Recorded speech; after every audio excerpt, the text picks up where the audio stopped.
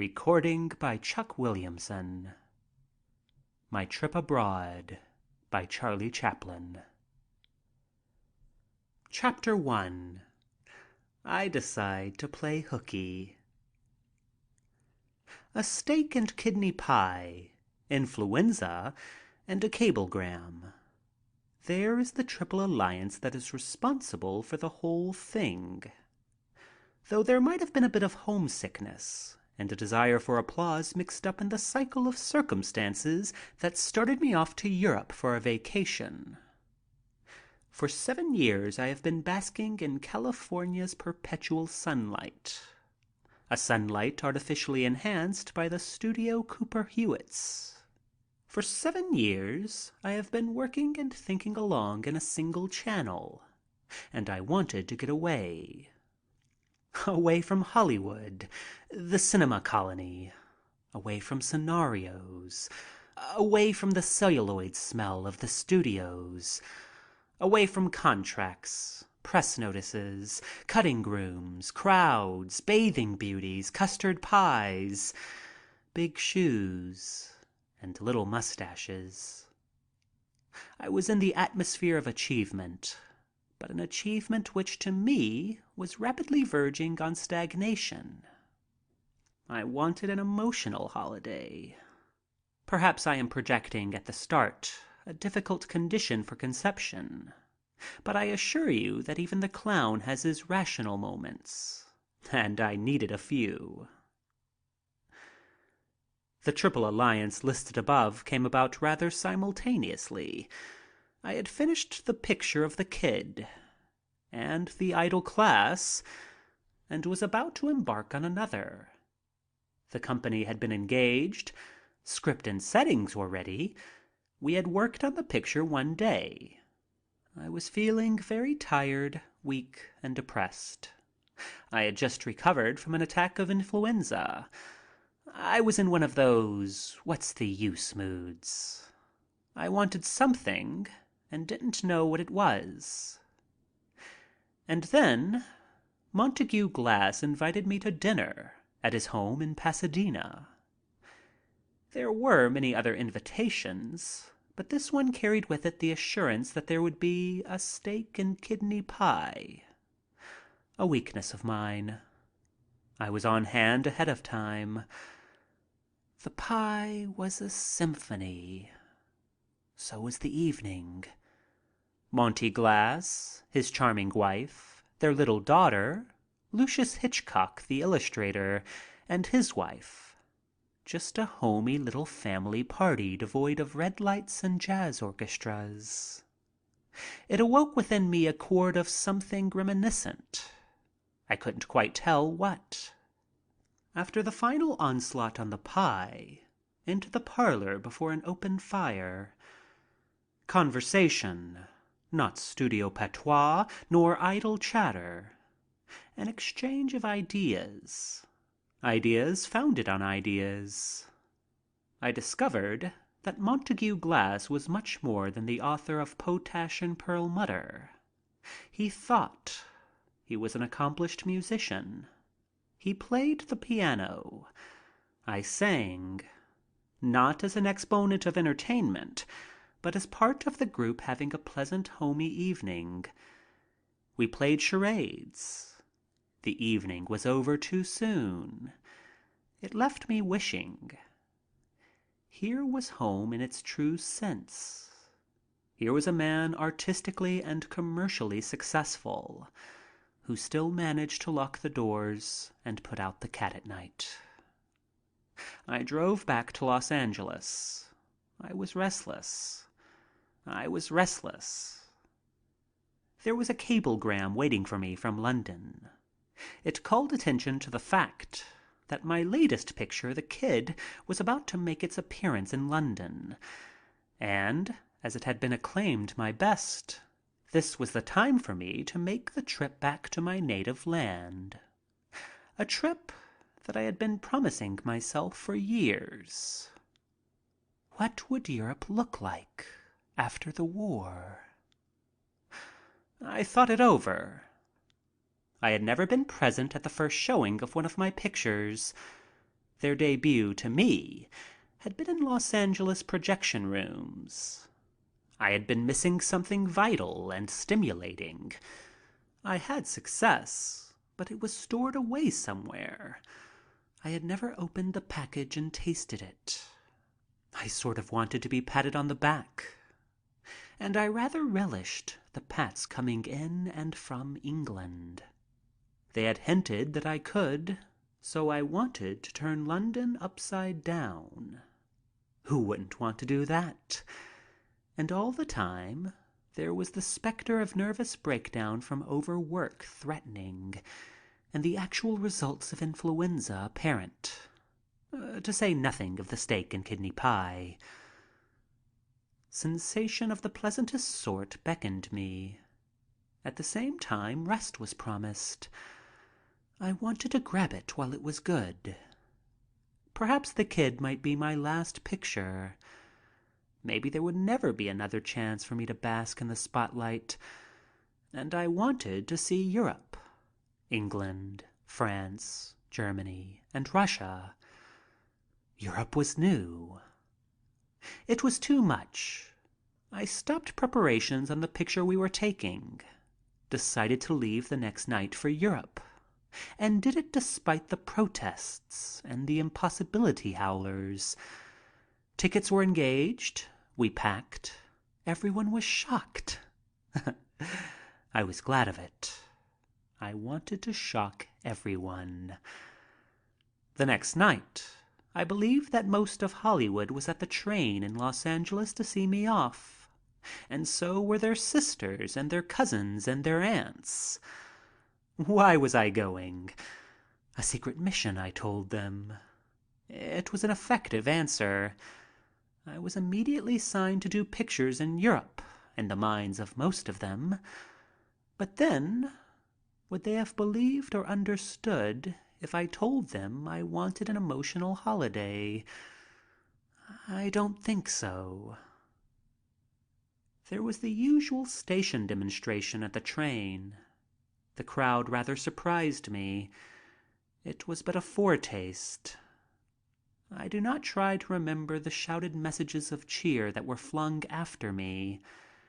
They were the usual sort, I imagine. One, however, sticks. My brother Sid, at the last moment, rushed up to one of my party. "For God's sake, don't let him get married," he shouted. It handed the crowd a laugh and me a scare. The train pulled out, and I settled down to 3 days of relaxation and train routine. I ate sometimes in the dining car, sometimes in our drawing room. I slept atrociously. I always do. I hate traveling. The faces left on the platform at Los Angeles began to look kinder and more attractive. They did not seem to be the sort to drive one away. But they had. Or maybe it was optical illusion on my part. Illusion fostered by mental unrest. For 2,000 miles, we did the same thing over many times, then repeated it. Perhaps there were many interesting people on the train. I did not find out. The percentage of interesting ones on trains is too small to hazard. Most of the time we played solitaire. You can play it many times in 2,000 miles. Then we reached Chicago. I like Chicago. I had never been there for any great length of time, but my glimpses of it have disclosed tremendous activity. Its record speaks achievement. But to me personally, Chicago suggested Carl Sandburg, whose poetry I appreciated highly and whom I had met in Los Angeles. I must see dear old Carl, and also call at the office of the Daily News. They were running an enormous scenario contest. I am one of the judges, and it happens that Carl Sandburg is on the same paper. Our party went to the Blackstone Hotel. where a suite had been placed at our disposal. The hotel management overwhelmed us with courtesies. Then came the reporters. You can't describe them unless you label them with the hackneyed interrogation point. "Mr. Chaplin, why are you going to Europe?" "Just for a vacation." "Are you going to make pictures while you're there?" "No." "What do you do with your old mustaches?" "Throw them away." "What do you do with your old canes?" "Throw them away." "What do you do with your old shoes?" "Throw them away." That lad did well. He got in all those questions before he was shouldered aside, and two black eyes boring through lenses, surrounded by tortoise-shell frames, claimed an inning. I restored the prop grin, which I had decided was effective for interviews. "Mr. Chaplin, have you your cane and shoes with you?" "No." "Why not?" "I don't think I'll need them." "Are you going to get married while you're in Europe?" "No." The bespectacled one passed with the tide. As he passed, I let the grin slip away, but only for a moment. Hastily, I recalled it as a charming young lady caught me by the arm. "Mr. Chaplin, do you ever expect to get married?" "Yes." "To whom?" I don't know." "Do you want to play Hamlet?" "Why, I don't know. I haven't thought much about it. But if you think there are any reasons why—" But she was gone. Another district attorney had the floor. "Mr. Chaplin, are you a Bolshevik?" "No." "Then why are you going to Europe?" "For a holiday." "What holiday?" "Pardon me, folks, but I did not sleep well on the train, and I must go to bed." Like a football player picking a hole in the line, I had seen the bedroom door open and a friendly hand beckon. I made it. Within, I had every opportunity to anticipate the terror that awaited me on my holiday. Not the crowds. I love them. They are friendly and instantaneous. But interviewers... Then we went to the news office, and the trip was accomplished without casualty. There we met photographers. I didn't relish facing them. I hate still pictures. But it had to be done. I was the judge in the contest, and they must have a picture of the judge.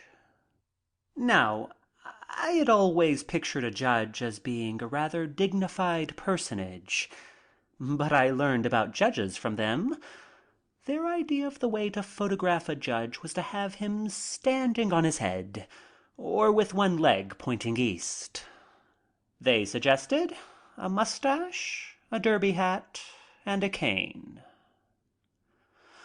It was inevitable. I couldn't get away from Chaplin. And I did so want a holiday. But I met Carl Sandburg. There was an oasis amid the misery. Good old Carl. We recalled the days in Los Angeles. It was a most pleasant chat fest. Back to the hotel. Reporters, more reporters, lady reporters, a publicity barrage. "Mr. Chaplin." But I escaped. What a handy bedroom. There must be something in practice. I felt that I negotiated it much better on the second attempt. I rather wanted to try out my theory to see if I had become an adept in dodging into the bedroom. I would try it. I went out to brave the reporters, but they were gone. And when I ducked back into the bedroom, as a sort of rehearsal, it fell flat. The effect was lost without the cause. A bit of food, some packing, and then to the train again. This time for New York. Crowds again. I liked them. Cameras. I did not mind them this time, as I was not asked to pose. Carl was there to see me off. I must do something or say something extra nice to him. Something he could appreciate. I couldn't think. I talked inanities and I felt that he knew I was being inane. I tried to think of a passage of his poetry to recite. I couldn't. Then it came. The inspiration. "Where can I buy your book of poems, Carl?" I almost blurted it out. It was gone. Too late to be recalled. "At any bookstore?" His reply may have been casual, but to me it was damning. Ye gods, what a silly imbecile I was. I needed rest. My brain was gone. I couldn't think of a thing to say in reprieve. Thank God, the train pulled out then. I hope Carl will understand and forgive when he reads this, if he ever does. A wretched sleep in train, more solitaire, meals at scheduled times, and then we hit New York. Crowds, reporters, photographers, and Douglas Fairbanks.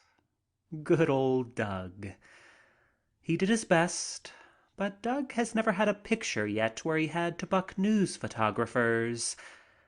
They snapped me in every posture anatomically possible. Two of them battled with my carcass in argument over my facing east or west. Neither won, but I lost. My body couldn't be split, but my clothes could, and were. But Doug put in a good lick and got me into an automobile. Panting, I lay back against the cushions. To the Ritz went Doug and I. To the Ritz went the crowd. Or at least I thought so, for there was a crowd there and it looked like the same one. I almost imagined I saw familiar faces. Certainly I saw cameras. But this time our charge was most successful. With a guard of porters as shock troops, we negotiated the distance between the curb and the lobby without the loss of a single button. I felt rather smart and relieved. But as usual, I was too previous. We ascended to the suite. There they were.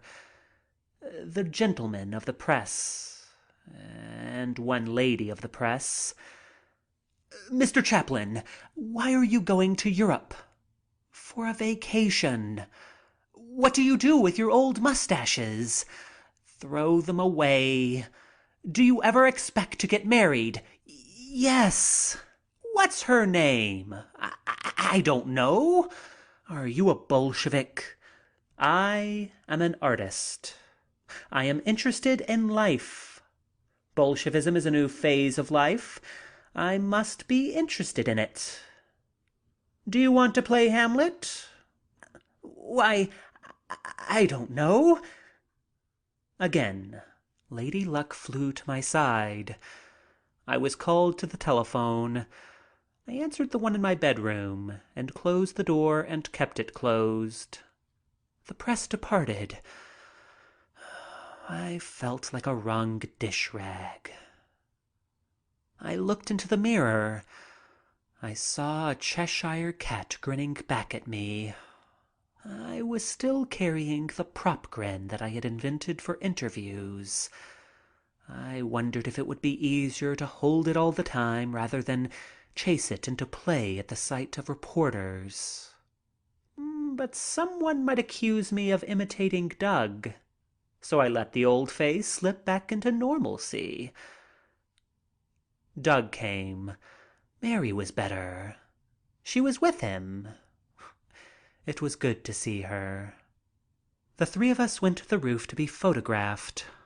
We were in every conceivable pose until someone suggested that Doug hang over the edge of the roof, holding Mary in one hand and me in the other. Pretty little thought, but that's as far as it got. I beat Doug to the refusal by a hair. It's great to have friends like Doug and Mary. They understood me perfectly. They knew what the 7 years grind had meant to my nerves. They knew just how badly I needed this vacation, how I needed to get away from studios and pictures, how I needed to get away from myself. Doug had thought it all out and had planned that while I was in New York, my vacation should be perfect. He would see that things were kept pleasant for me. So he insisted that I go and see his new picture, The Three Musketeers. I was nettled. I didn't want to see pictures, but I was polite. I did not refuse, though I did try to evade. It was useless. Very seriously, he wanted me to see the picture and give my honest opinion. He wanted my criticism, my suggestions. I had to do it. I always do. I saw the picture in jerks. Reporters were there. Their attendance was no secret. The picture over, I suggested a few changes and several cuts which I thought would improve it. I always do. They listened politely and then let the picture ride the way it was. They always do. Fortunately, the changes I suggested were not made, and the picture is a tremendous success. But I have status as a critic. I am invited to a showing of Mary's picture, Little Lord Fauntleroy, and asked for suggestions. They know that I'll criticize. I always do, and they are afraid of me. Though when they look at my pictures, they are always kind and sympathetic and never criticize. I told Mary her picture was too long. I told her where to cut it, which, of course, she doesn't do. She never does. She and Doug listen politely, and the picture stands. It always does. Newspaper men are at the hotel. I go through the same barrage of questions. Oh, my prop grin does duty for 15 minutes. I escape. Douglas phones me. He wants to be nice to me. I am on my vacation, and he wants it to be a very pleasant one. So he invites me to see The Three Musketeers again, this time at its first showing before the public. Before the opening of Doug's picture, we were to have dinner together. Mary and Doug, Mrs. Condé Nast, and I. I feel very embarrassed at meeting Mrs. Nast again. Somewhere there lurks in my memory a broken dinner engagement. It worried me, as I had not even written. It was so foolish not to write. I would be met probably with an all is forgiven look. I decide that my best defense is to act vague and not speak of it. I do so and get away with it. And she has the good taste not to mention it. So a pleasant time is had by all. We went to the theater in Mrs. Nast's beautiful limousine. The crowds were gathered for several blocks on every side of the theater. I felt proud that I was in the movies, though on this night, with Douglas and Mary, I felt that I was trailing in their glory. It was their night. There are cheers. For Mary, for Doug, for me. Again, I feel proud that I am in the movies. I try to look dignified. I coax up the prop smile and put into it real pleasure. It is a real smile. It feels good and natural. We get out of the car and the crowds swarm. Most of the all-American selections are there. Doug takes Mary under his wing and plows through as though he were doing a scene, and the crowd were extras. I took my cue from him. I took Mrs. Nast's arm. At least, I tried to take it, but she seemed to sort of drift away from me, down toward 8th Avenue, while I, for no apparent reason, backed toward Broadway. The tide changed. I was swept back toward the entrance of the theater. I was not feeling so proud as I had been. I was still smiling at the dear public, but it had gone back to the prop smile. I realized this and tried to put real pleasure into the smile again. As the grin broadened, it opened new space in the jam, and a policeman parked his fist in it. I don't like the taste of policemen's fists. I told him so in a gargle. He glared at me and pushed me for a first down. My hat flew toward the heavens. It has never returned to me. I felt a draft. I heard machinery. I looked down. A woman with a pair of scissors was snipping a piece from the seat of my trousers. Another grabbed my tie and almost put an end to my suffering through strangulation. My collar was next, but they only got half of that. My shirt was pulled out, the buttons torn from my vest, my feet trampled on, my face scratched. But I still retained the smile, prop one that it was. Whenever I could think of it, I tried to raise it above the level of a prop smile, and was always rewarded with a policeman's fist. I kept insisting that I was Charlie Chaplin and that I belonged inside. It was absolutely necessary that I see the Three Musketeers. Insistence won. As though on a prearranged signal, I felt myself lifted from my feet, my body inverted until my head pointed toward the center of the lobby and my feet pointed toward an electric sign advertising the Ziegfeld roof. Then there was a surge, and I moved forward right over the heads of the crowd through the lobby. As I went through the door, not knowing into what, I saw a friend. With the prop smile still waving, I flung back, "See you later!" And head first, I entered the theater and came to in a heap at the foot of a bediamonded dowager. I looked up, still carrying the prop smile, but my effort fell flat.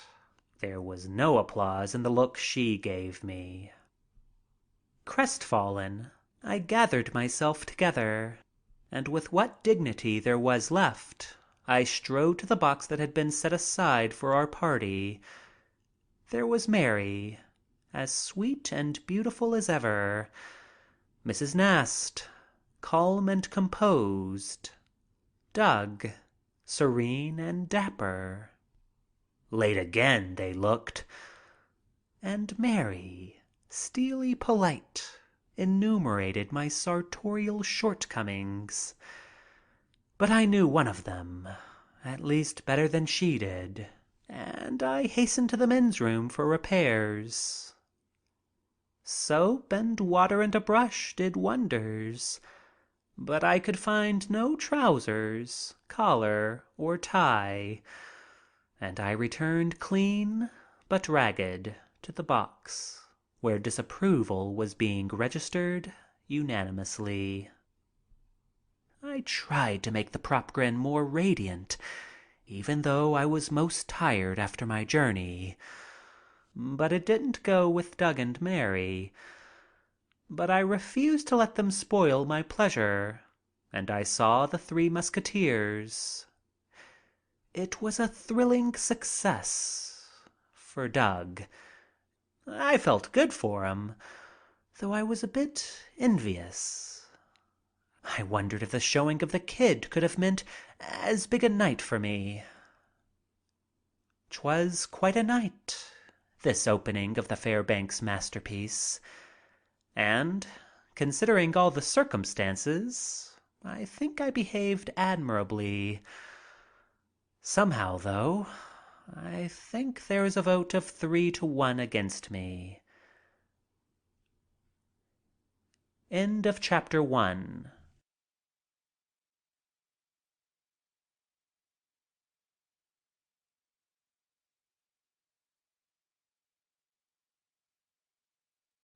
Off to Europe. Next morning there was work to do. My lawyer, Nathan Birkin, had to be seen. There were contracts and other things. Almost as much a nuisance as interviews. But I dare say they are necessary. Poor old Nath. I love him, but I'm afraid of him. His pockets always bulge contracts. We could be such good friends if he were not a lawyer. And I am sure that there must be times when he is delightful company. I might fire him and then get acquainted. A very dull day with him. Interrupted by phones, invitations, parties, theater tickets sent to me, people asking for jobs, hundreds of letters camouflaged with good wishes and invariably asking favors. But I like them. Calls from many old friends who depress me and many new ones who thrill me. I wanted some buckwheat cakes. I had to go 3 blocks to a child's restaurant to get them. Why doesn't a hotel like the Ritz get a chef who knows how to make buckwheat cakes?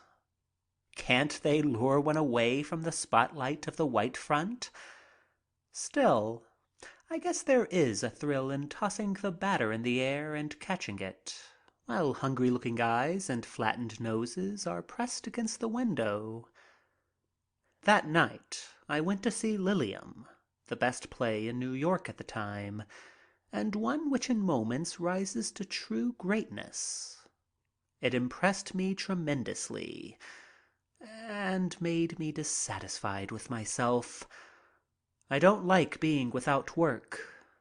I want to go on the stage. Wonder if I could play that part. I went behind the scenes and met young Skildkraut. I was amazed at his beauty and youth. Truly an artist, sincere and simple. And Eva La Gallienne, a charm that is distinctive. I recall no one else on the stage just like her. We renewed our acquaintance made in Los Angeles. I am told that she lives whatever part she is playing, on and off the stage. This is most interesting, but I question its advisability for artistic reasons. But she is a charming artist, and that is the answer. I couldn't do it. I want the relaxation of being myself after the day's work is done. I am after a good dose of that relaxation now. It is not coming so easily. My little mustache and big shoes are glaring trademarks. The next morning provided a delightful treat. Breakfast for me luncheon for the others at the Coffee House Club, a most interesting little place where artists and artisans belong. Writers, actors, musicians, artists, sculptors, painters, all of them interesting people. I go there often whenever I am in New York. It was a brilliant party. Haywood Brown, Frank Crowninshield, Harrison Rhodes, Edward Knobloch, Condé Nast, Alexander Woolcott, but I can't remember all the names. I wish all meals were as pleasant. I received an invitation to dine with Ambassador Gerard and then go for a ride in the country. The motor broke down, as they usually do on such occasions, and I had to phone and disappoint. I was sorry because I was to meet some brilliant people. I had luncheon next day with Max Eastman, one of my best friends. He is a radical and a poet and editor of The Liberator, a charming and sympathetic fellow who thinks. All of his doctrines I do not subscribe to, but that makes no difference in our friendship. We get together, argue a bit, and then agree to disagree, and let it go at that, and remain friends. He told me of a party that he was giving at his house that evening, and I hastened to accept his invitation to attend. His home is always interesting. His friends likewise. Oh, what a night it was for me. I got out of myself. My emotions went the gamut of tears to laughter without artificiality. It was what I had left Los Angeles for. For that night, Charlie Chaplin seemed very far away, and I felt, or wanted to feel myself, just a simple soul among other souls. I was introduced to George, an ex-IWW secretary. I suppose he has a last name, but I didn't know it. And it didn't seem to matter when one met George. Here was a real personality. He had a light in his eyes that I have never seen before, a light that must have shone from his soul. He had the look of one who believes he is right and has the courage of his convictions. It is a scarce article. I learned that he had been sentenced by Judge Landis to serve 20 years in the penitentiary, that he had served 2 years and was out because of ill health. I did not learn the offense. It did not seem to matter. A dreamer and a poet. He became wistfully gay on this hectic night among kindred spirits. In a mixed crowd of intellectuals, he stood out. He was going back to serve 18 years in the penitentiary and was remaining jovial. What an ordeal. But ordeal signifies what it would have been for me. I don't believe it bothered him. I hardly believe he was there. He was somewhere else, in the place from which that look in his eyes emanated. A man whose ideas are ideals. I pass no opinion, but with such charm one must sympathize. It was an amazing evening. We played charades, and I watched George act. It was all sorts of fun. We danced a bit. Then George came in, imitating Woodrow. It was screamingly funny. And he threw himself into the character, or caricature, making Wilson seem absurdly ridiculous. We were convulsed with laughter. But all the time I couldn't help thinking that he must go back to the penitentiary for 18 years. What a party. It didn't break up until 2 in the morning, though clock or calendar didn't get a thought from me. We all played, danced, and acted. No one asked me to walk funny. No one asked me to twirl a cane. If I wanted to do a tragic bit, I did, and so did everyone else. You were a creature of the present, not a production of the past, not a promise of the future. You were accepted as is, sans who's labels and income tax records. George asks me about my trip, but he does not interview. He gives me letters to George Bernard Shaw and others. They are great friends. In my puny way, sounding hollow and unconvincing, I try to tell George how foolish he is. He tries to explain that he can't help it. Like all trailblazers, he is a martyr. He does not rant. He blames no one. He does not rail at fate. If he believes himself persecuted, his belief is unspoken. He is almost Christ-like as he explains to me. His viewpoint is beautiful, kind, and tender. I can't imagine what he has done to be sentenced to 20 years. My thought must speak. He believes he is spoiling my party through making me serious. He doesn't want that. He stops talking about himself. Suddenly he runs, grabs a woman's hat, and says, "Look, Charlie, I'm Sarah Bernhardt," and goes into a most ridiculous travesty. I laugh. Everyone laughs. George laughs. And he is going back to the penitentiary to spend 18 years of the most wonderful years of his life. I can't stand it.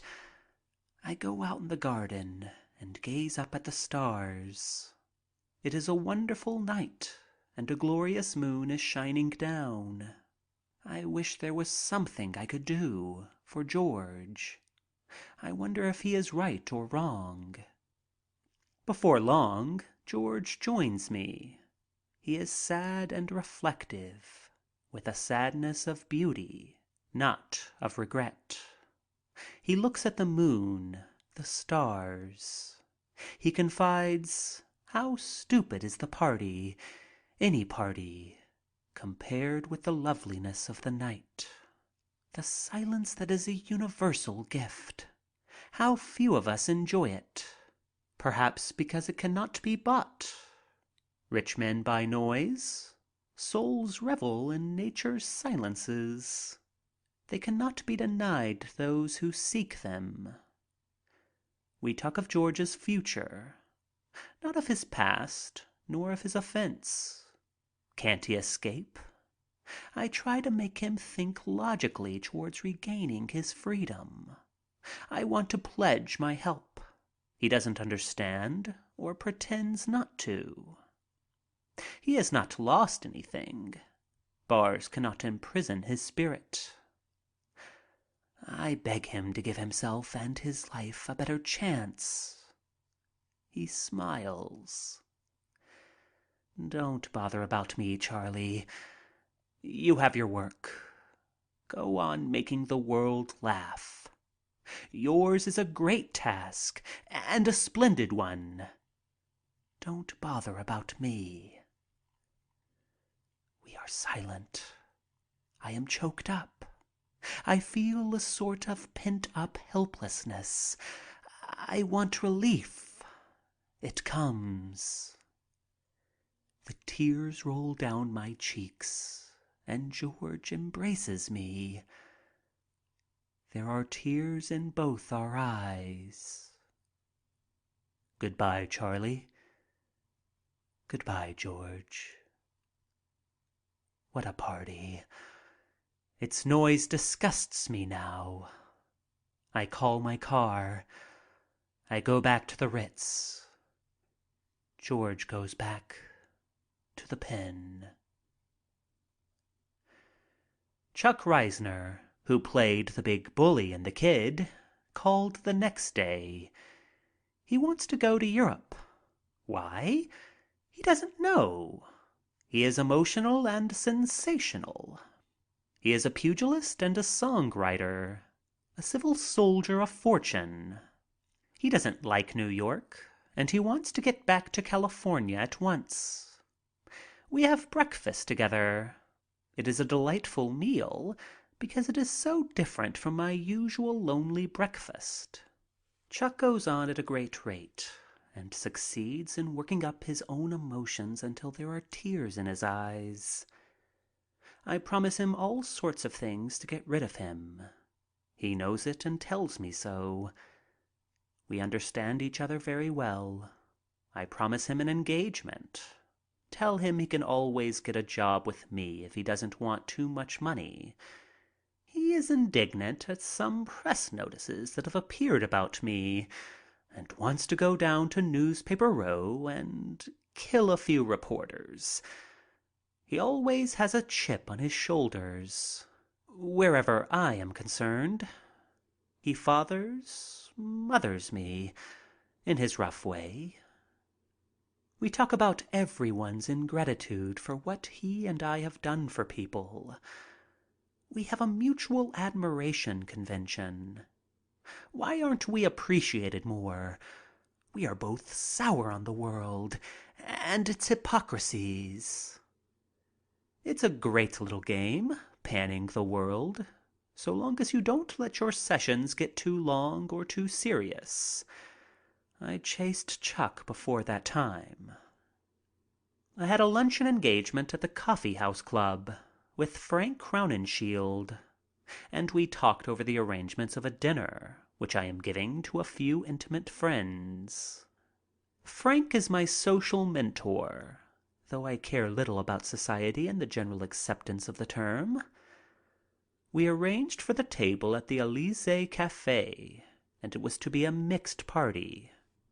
Among the guests were Max Eastman, Harrison Rhodes, Edward Knobloch, Madame Maeterlinck, Alexander Woolcott, Douglas Fairbanks and Mary, Heywood Braun, Rita Wyman, and Nisa McMain, a most charming girl for whom I am posing.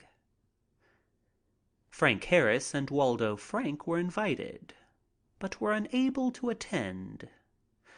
Perhaps there were others, but I can't remember, and I am sure they will forgive me if I have neglected to mention them. I am always confused about parties and arrangements. The last minute sets me wild. I am a very bad organizer.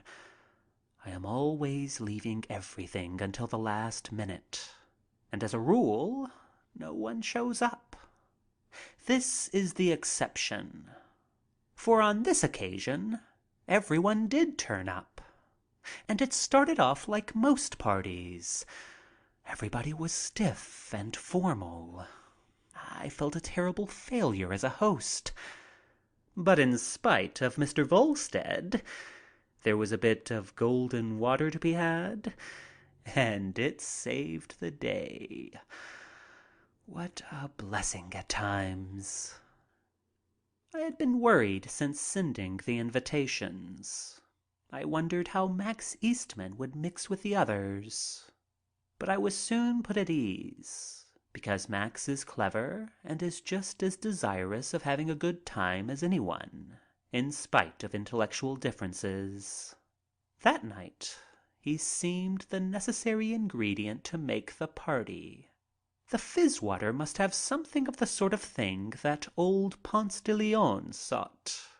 Certainly it made us feel very young. Back to children, we leaped for the night.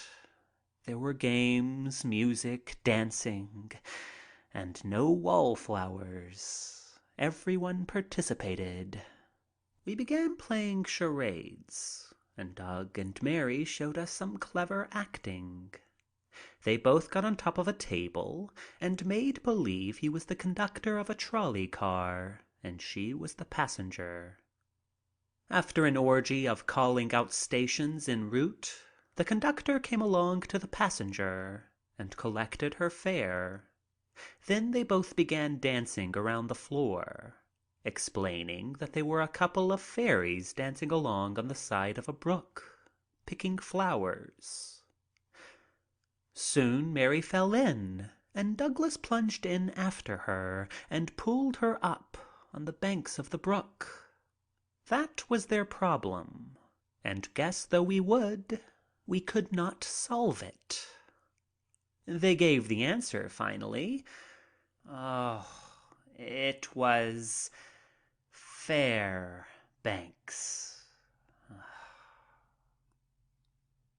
Then we sang, and in Italian. At least, it passed for that. I acted with Madame Maeterlinck. We played a burlesque on the great dying scene of Camille. But we gave it a touch that Dumas overlooked. When she coughed, I caught the disease immediately and was soon taken with convulsions and died instead of Camille.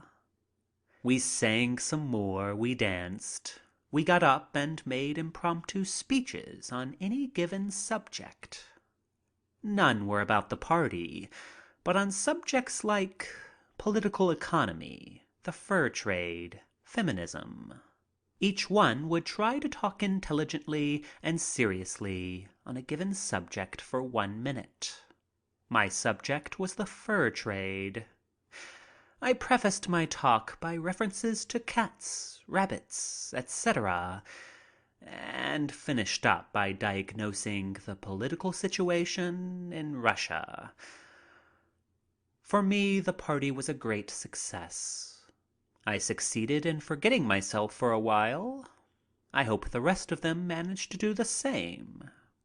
From the cafe, the party went over to a little girl's house. She was a friend of Mr. Woolcott. And again we burst forth in music and dancing. We made a complete evening of it, and I went to bed tired and exhausted about 5 a.m. I want a long sleep, but am awakened by my lawyer at 9. He has packages of legal documents and papers for me to sign. My orders about certain personal things of great importance. I have a splitting headache. My boat is sailing at noon, and altogether, with a lawyer for a companion, it is a hideous day. All through the morning the telephone bell is ringing. Reporters. I listen several times, but it never varies. Mr. Chaplin, why are you going to Europe?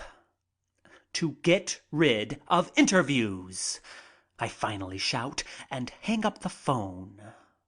Somehow, with invaluable assistance, we get away from the hotel and are on our way to the dock. My lawyer meets me there. He has come to see me off. I tremble, though, for fear he has more business with me. I am criticized by my lawyer for talking so sharply the first thing in the morning. That's just it. He always sees me the first thing in the morning. That's what makes me short. But it is too big a moment. Something is stirring within me. I am anxious and reluctant about leaving. My emotions are all mixed. It is a beautiful morning. New York looks much finer and nicer because I am leaving it. I am terribly troubled about passports and the usual procedure about declaring income tax. But my lawyer assures me that he has fixed everything okay, and that my name will work a lot of influence with the American officials. But I am very dubious about it when I am met by the American officials at the port. I am terrified by American officials. I am extra nice to the officials, and to my amazement, they are extra nice to me. Everything passes off very easily. As usual, my lawyer was right. He has fixed everything. He is a good lawyer. We could be such intimate friends if he wasn't. But I am too thrilled to give much time to pitying lawyers. I am going to Europe. The crowds, reporters, photographers, all sorts of traffic. Pushing, shoving, opening passports, visas okayed, stamped in perfect, almost chalk-like precision. I am shoved aboard. The newspaper battery pictorial and reportial. There is no original note. Mr. Chaplin, why are you going to Europe? I feel that in this last moment I should be a bit more tolerant and pleasant, no matter how difficult.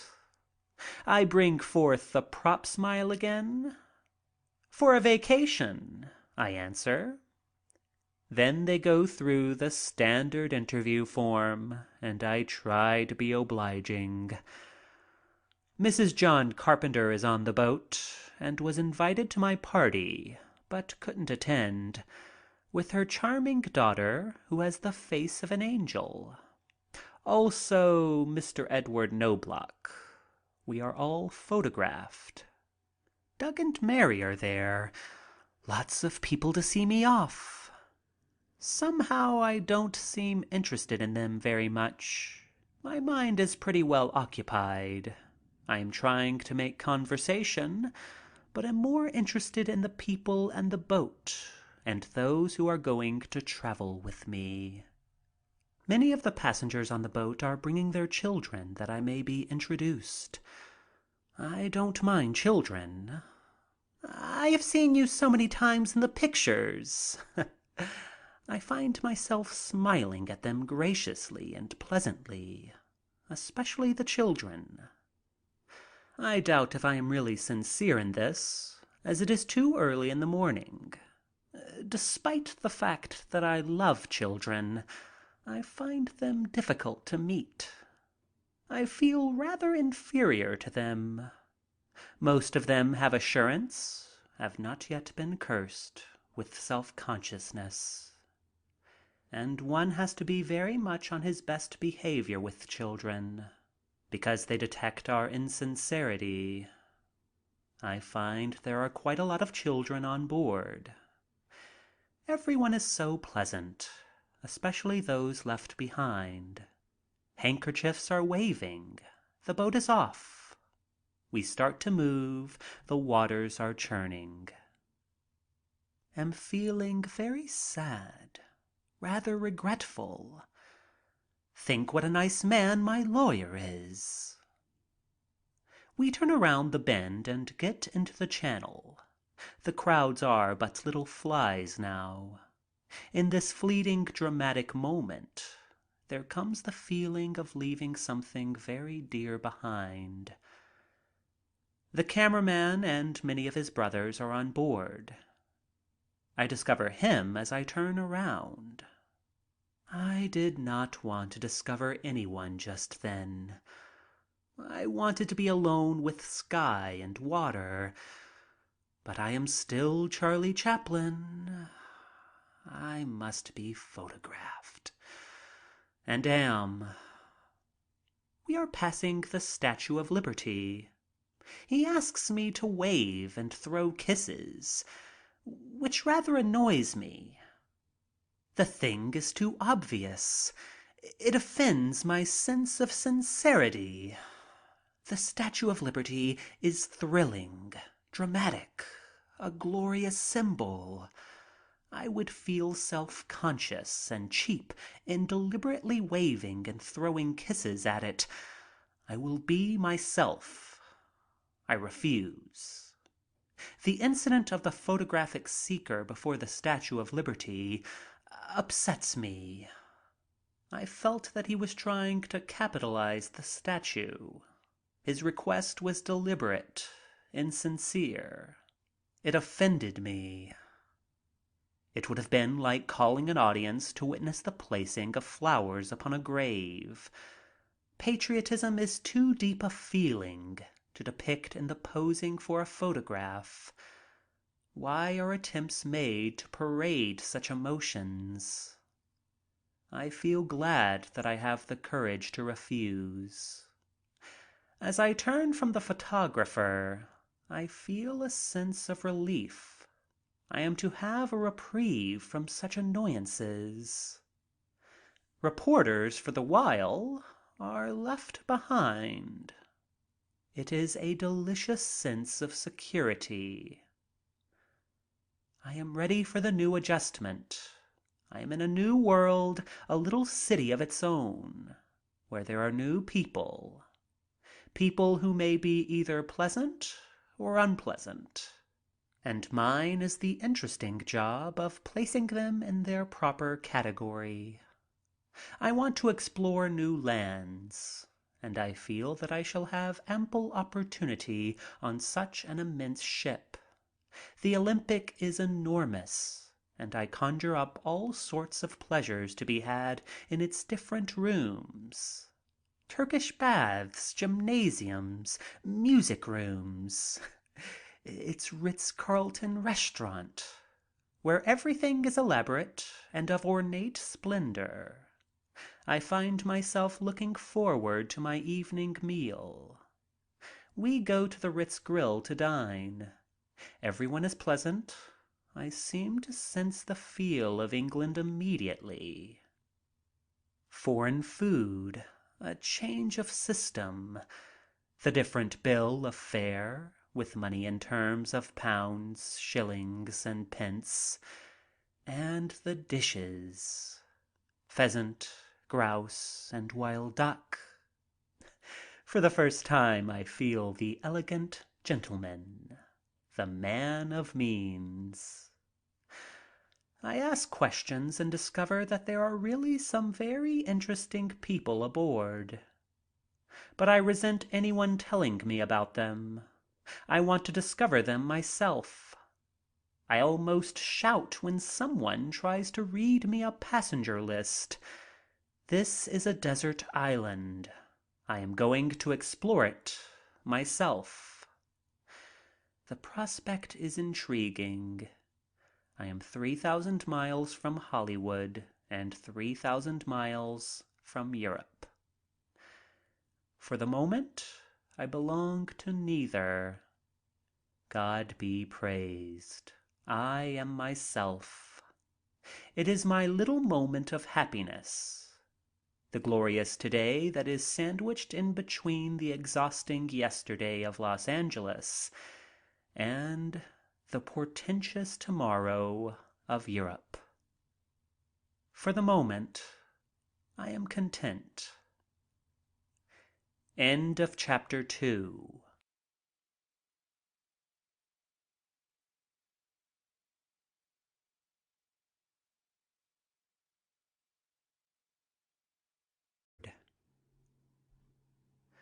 I notice a thoughtful-looking, studious sort of man seated across from us. He is reading a book. A different sort of book, if covers mean anything. It looks formidable. A sort of intellectual fodder. I wonder who he is. I weave all sorts of romance about him. I place him in all sorts of intellectual undertakings. Though he may be a college professor, I would love to know him. I feel that he is interested in us. I mention it to Knobloch. He keeps looking at us. Knobloch tells me he is Gillette, the safety razor man. I feel like romancing about him more than ever. I wonder what he is reading. I would love to know him. Oh, it is our loss, I believe. And I never learned what the book was that he was reading. Oh, there are very few pretty girls aboard. I never have any luck that way. And it is a weakness of mine.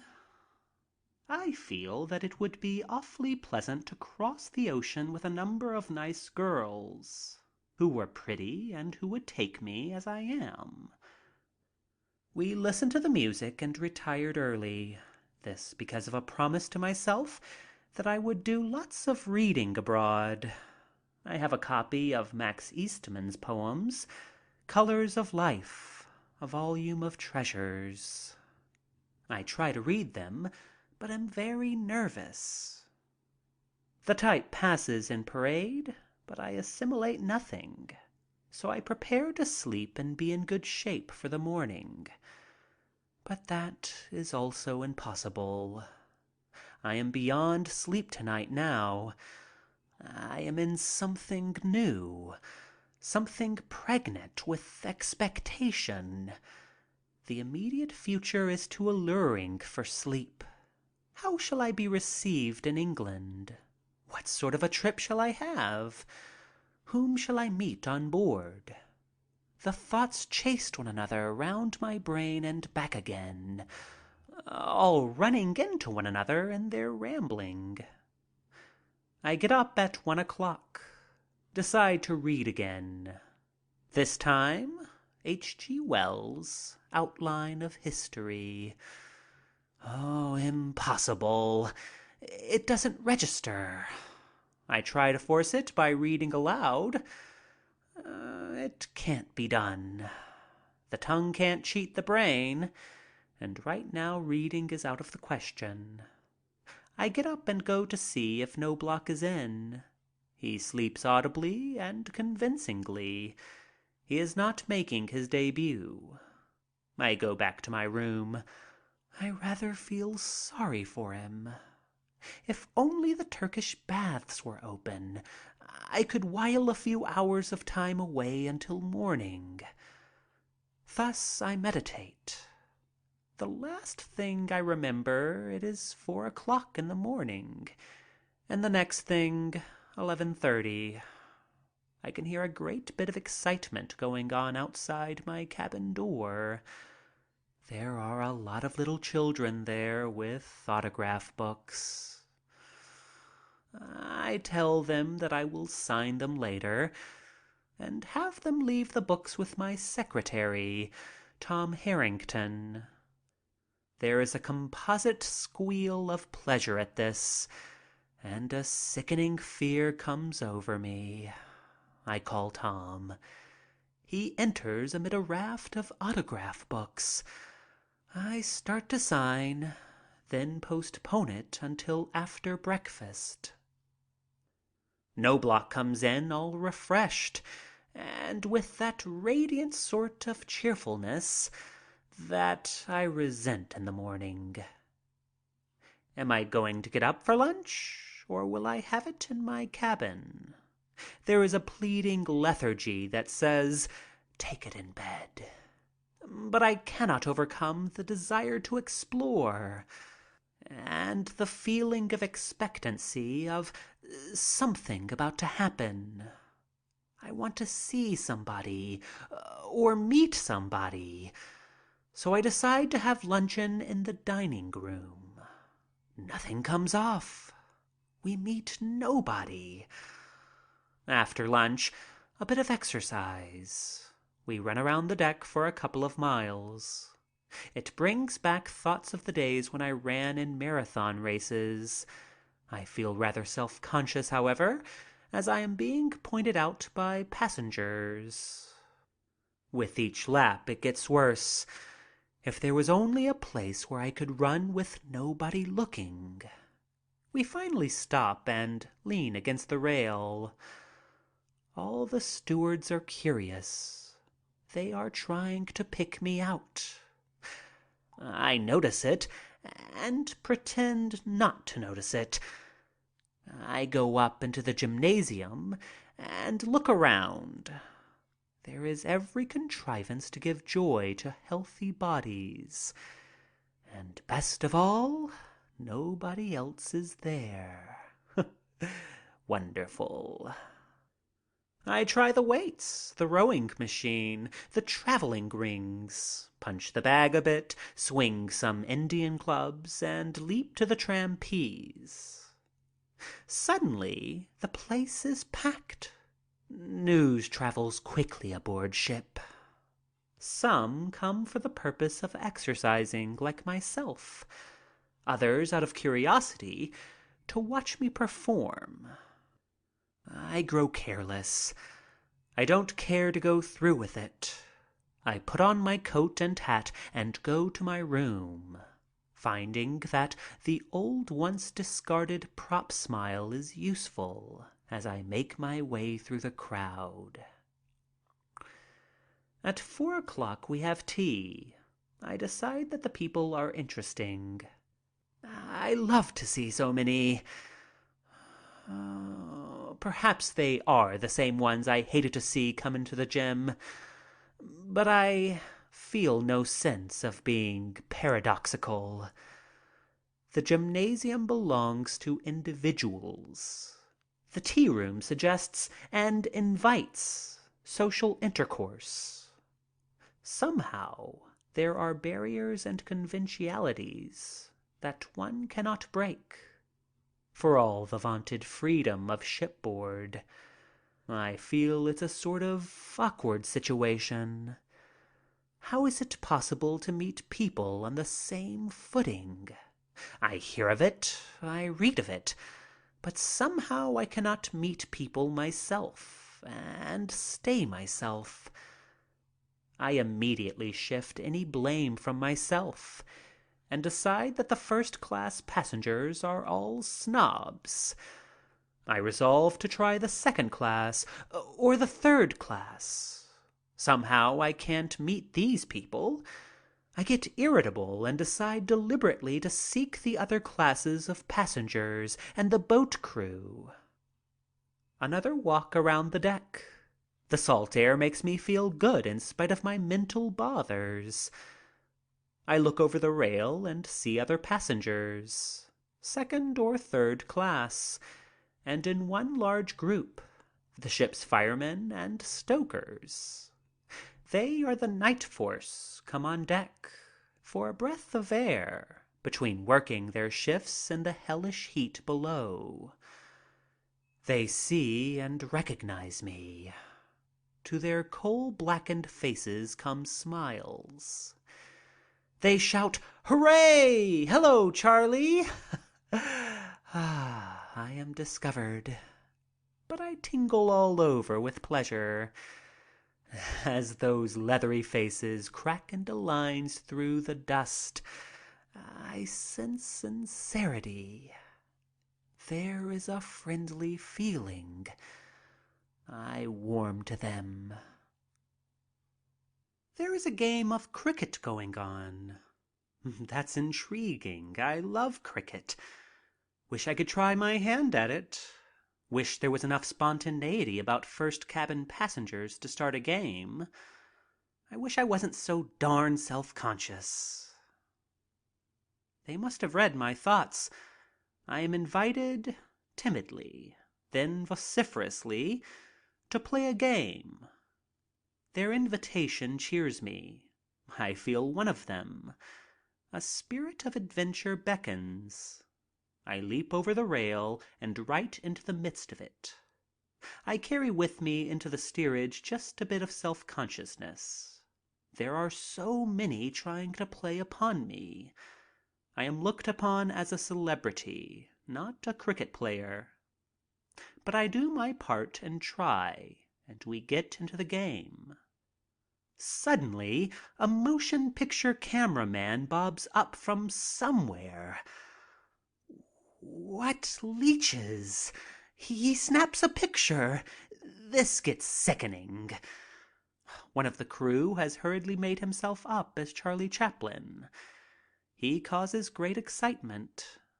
This also impresses me.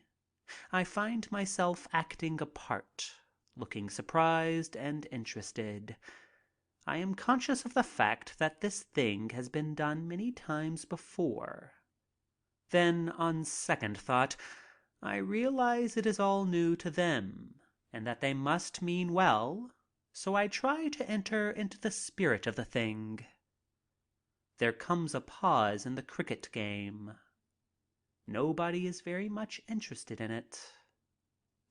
I find that I have been resurrected again in character and am the center of attraction. There are calls. "What have you done with your mustache?" I look up with a grin and ready to answer anything they ask, these chaps who labor hard and must play the same way. But I see that hundreds of first-class passengers are looking down over the rail as though at a sideshow. This affects my pride, though. One of the bystanders presents himself. "Charlie, don't you remember me?" I have a vague recollection of his face, but cannot place him. Now I have it, of course. We worked in some show together. Yes, I actually place him. He has a negative personality. I remember that he played a small part, a chorus man or something of the sort. This brings back all sorts of reminiscences, some depressing and some interesting. I wonder what his life has been. I remember him now very plainly. He was a bad actor, poor chap. I never knew him very well, even when we worked in the same company. And now he is stoking in the hold of a ship. I think I know what his emotions are and understand the reasons. I wonder whether he understands mine. I try to be nice, even though I discover the incident is not over interesting. But I try to make it so.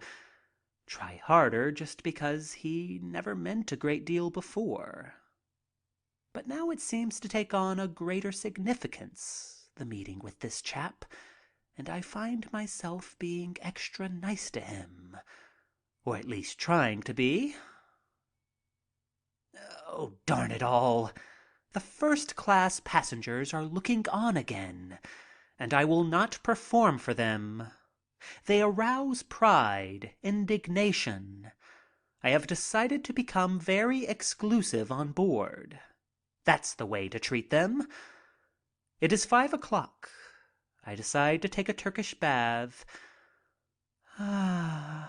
What a difference traveling first class after the experience in the steerage. There is nothing like money. It does make life so easy. These thoughts come easily in the luxury of a warm bath. I feel a little more kindly disposed toward the first cabin passengers. After all, I am an emotional cuss. Discover that there are some very nice people on board. I get into conversation with 2 or 3. They have the same ideas about lots of things that I have. This discovery gives me a fit of introspection, and I discover that I am, indeed, a narrow-minded little pinhead. What peculiar sights one sees in a Turkish bath! The 2 extremes, fat and thin, and so seldom a perfect physique. I am a discovered man, even in my nakedness. One man will insist upon showing me how to do a hand balance in the hot room. Also a somersault and a backflip. It challenges my nimbleness. Can I do them? Good heavens, no. I'm not an acrobat. I'm an actor. I am indignant. Then he points out the value of regular exercise, outlining for my benefit a daily course for me to do aboard. I don't want any daily course, and I tell him so. "But," he says, "if you keep this up for a week, you may be able to do the stunts I do." But I can't see it, even with that prospect ahead. Because to save my life I can't think of any use I would have for the hand balance, somersault, or the backflip. I meet another man who has maneuvered until he has me pinned in a corner. He shows a vital interest in Theda Bara. Do I know her? What sort of a person is she? Does she vamp in real life? Do I know Lois Glom? He sort of runs to the vampish ladies. Do I know any of the old-timers? So his conversation goes depressingly on, with me answering mostly in the negative. They must think I am very dull. Why, anyone should know the answers to the questions, they figure. There are grave doubts as to whether I am Charlie Chaplin or not. I wish they would decide that I am not. I confess that I have never met Theda Bara. They return to motion pictures of my own. How do I think up my funny stunts? It is too much. Considerably against my wishes, I have to retreat from the hot room. I want to get away from this terrible, strenuous experience. But retreat is not so easy. A little rotund individual, smiling, lets me know that he has seen a number of my pictures. He says, "I have seen you so much in real life that I wanted to talk to you in real life." He laughs at this bright little sally of his, and I dare say he thinks it's original. The first time I heard it, I choked on my milk bottle. But I grinned. I always do. He asked what I was taking a Turkish bath for, and I told him I was afraid of acquiring a bit of a stomach. I was speaking his language. He knew the last word in taking down stomachs. He went through all the stomach-reducing routine. He rolled, he slapped, he stretched across a couch on his stomach while he breathed deeply and counted 100. He had several other stunts, but I stopped him. He had given me enough ideas for a beginning. He got up panting, and I noticed that the most prominent thing about him was his stomach, and that he had the largest stomach in the room. But he admitted that the exercise had fixed him okay. Eventually, he glanced down at my feet. "Good heavens! I always thought you had big feet. Have you got them insured?" I can stand it no longer. I burst through the door into the cooling room and on the slab. At last I am where I can relax. The monsieur is an Englishman and has seen most of my pictures. He talks about shoulder arms. He mentions things in my pictures that I never remembered putting there. He had always thought I was a pretty muscular guy, but was sadly disappointed. "How do you do your funny falls?" He is surprised that I am not covered with bruises.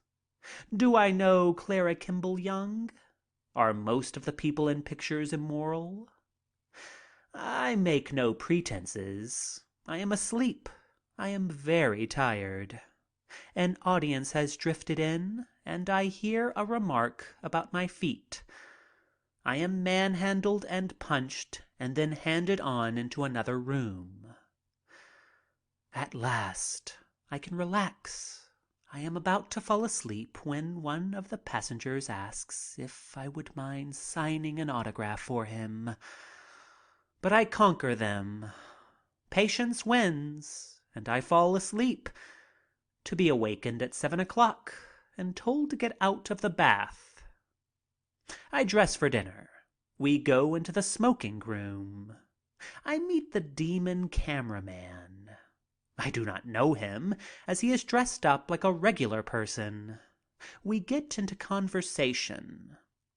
Well, hardly conversation. He talks. "Listen, Charlie, I'm very sorry, but I've been assigned to photograph you on this trip.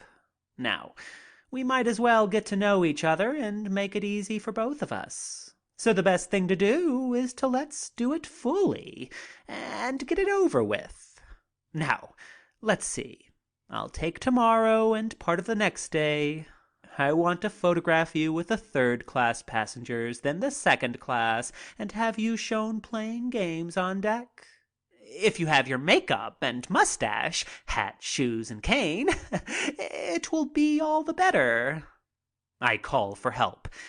He will have to see my personal representative, Mr. Robinson. He says, I won't take no for an answer. And I let him know that the only thing he isn't going to do on this trip is to photograph me.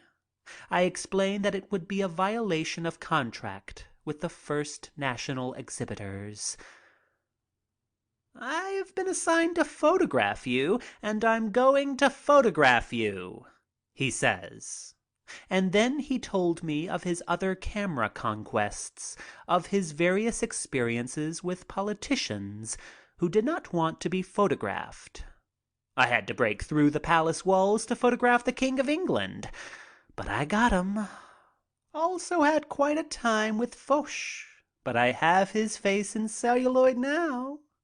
And he smiled as he deprecatingly looked up and down my somewhat small and slight figure. This is the last straw.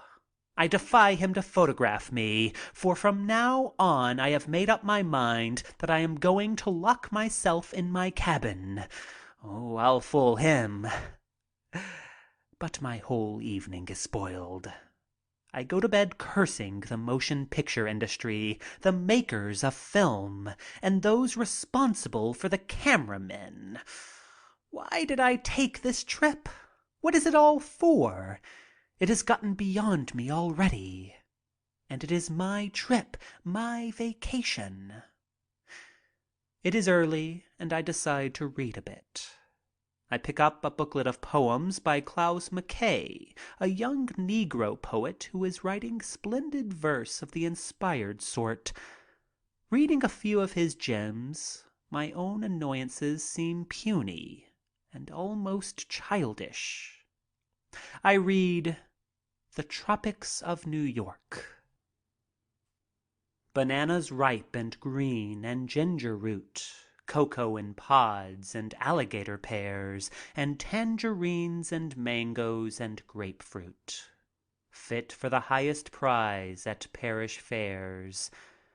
Sea in the windows, bringing memories of fruit trees, laden by low-singing rills and dewy dawns and mystical blue skies and benediction over nun-like hills. Mine eyes grow dim, and I can no longer gaze. A wave of longing through my body swept, and a hunger for the old familiar ways. I turn aside and bow my head and wept. I read again. Lovely dainty Spanish needle, with your yellow flower and white, dew-bedecked and softly sleeping, do you think of me tonight? Shadowed by the spreading mango, nodding o'er the rippling stream, tell me, dear plant, of my childhood. Do you of the exile dream? Do you see me by the brook's side, catching grayfish 'neath the stone, as you did the day you whispered, "Leave the harmless dears alone"? Do you see me in the meadow, coming from the woodland spring, with a bamboo on my shoulder and a pail slung from a string? Do you see me all expectant, lying in an orange grove, while the swee-swee swing above me, waiting for my elf-eyed love? Lovely dainty Spanish needle, source to me of sweet delight, in your far-off sunny Southland, do you dream of me tonight? I am passing this along because I don't believe it is published in this country, and I feel as though I am extending a rare treat. They brought me better rest that night, a splendid sleep. Next morning there were more autograph books and several wireless messages from intimate friends wishing me bon voyage. They are all very interesting. Also, there are about 200 ship postcards. Would I mind signing them for the stewards? I am feeling very good-natured, and I enjoy signing anything this morning. I pass the forenoon till lunchtime. I really feel as though I haven't met anybody. They say that barriers are lowered aboard ship, but not for me. Ed Knobloch and I keep very much to ourselves. But all the time I have been sort of wondering what became of the beautiful opera singer who came aboard and was photographed with me. I wonder if being photographed together constitutes an introduction. I have not seen her since the picture. We get seats in deck chairs, Knobloch and myself. Ed is busy reading Economic Democracy by someone important. I have splendid intentions of reading Wells' Outline of History. My intentions falter after a few paragraphs. I look at the sea, at people passing all around the ship. Every once in a while I glance at Knobloch, hoping that he is overcome by his book and that he will look up.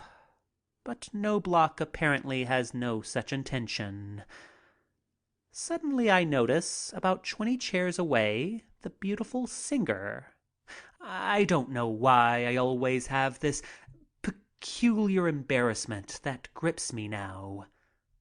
I am trying to make up my mind to go over and make myself known. No, such an ordeal would be too terrific. The business of making oneself known is a problem. Here she is within almost speaking distance, and I am not sure whether I shall meet her or not. I glance away again. She is looking in my direction. I pretend not to see her and quickly turn my head and get into conversation with Knobloch, who thinks I have suddenly gone insane. "Isn't that lady the opera singer?" I ask. Yes." That about expresses his interest. Shouldn't we go over and make ourselves known?" I suggest. "By all means, if you wish it." And he is up and off almost before I can catch my breath. We get up and walk around the deck. I just do not know how to meet people. At last, the moment comes in the smoking room, where they are having log auction. She is with the two gentlemen. We meet. She introduces one as her husband, the other as a friend. She reprimands me for not speaking to her sooner. I try to pretend that I had not seen her. This amuses her mightily, and she becomes charming. We become fast friends. Both she and her husband join us at dinner the following night. We recall mutual friends. Discover that there are quite a lot of nice people aboard. She is Mademoiselle Namara, and in private life Miss Guy Bolton, wife of the author of Sally. They are on their way to London, where he is to witness the English opening of Sally. We have a delightful evening at dinner, and then later in their cabin. End of chapter 3.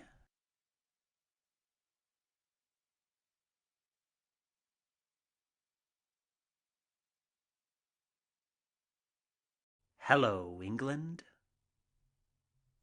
Everything sails along smoothly and delightfully until the night of the concert for the Seamen's Fund. This entertainment is customary on all liners and usually is held on the last night out. The passengers provide the entertainment. I am requested to perform. The thought scares me. It is a great tragedy, and much as I would like to do something, I am too exhausted and tired. I beg to be excused. I never like making appearances in public. I find that they are always disappointing. I give all manner of reasons for not appearing. One, that I have no particular thing to do, nothing arranged for, that it is against my principles because it spoils illusion, especially for the children. When they see me minus my hat, cane, and shoes, it is like taking the whiskers off Santa Claus. And not having my equipment with me, I feel very conscious of this. I am always self-conscious when meeting children without my makeup, for that very reason. I must say, the officers were very sympathetic and understood my reasons for not wanting to appear, and I can assure you that the concert was a distinct success without me. There were music and recitations and singing and dancing, and one passenger did a whistling act, imitating various birds and animals, also the sawing of wood, with the screeching sound made when the saw strikes a knot. It was very effective. I watched and enjoyed the concert immensely until near the end, when the entertainment chairman announced that I was there, and that if the audience urged strongly enough, I might do something for them. This was very disconcerting, and after I had explained that I was physically exhausted and had nothing prepared, I am sure the audience understood. The chairman, however, announced that it did not matter, as they could see Charlie Chaplin at any time for a nickel. And that's that. The next day is to be my last aboard. We are approaching land. I have got used to this boat, and everybody has got used to me. I have ceased to be a curiosity. They have taken me at my face value. Face without mustache and kindred makeup. We have exchanged addresses, cards, invitations, have made new friends, met a lot of charming people, names too numerous to mention. The lighter is coming out. The top deck is black with men. Somebody tells me they are French and British cameramen coming to welcome me. I am up the top deck, saying goodbye to Mademoiselle Namara and her husband. They are getting off at Cherbourg. We are staying aboard. Suddenly there is an avalanche. All sorts of conditions of men armed with pads, pencils, motion picture cameras, still cameras. There is an embarrassing pause. They are looking for Charlie Chaplin. Some have recognized me. I see them searching among our little group. Eventually, I am pointed out.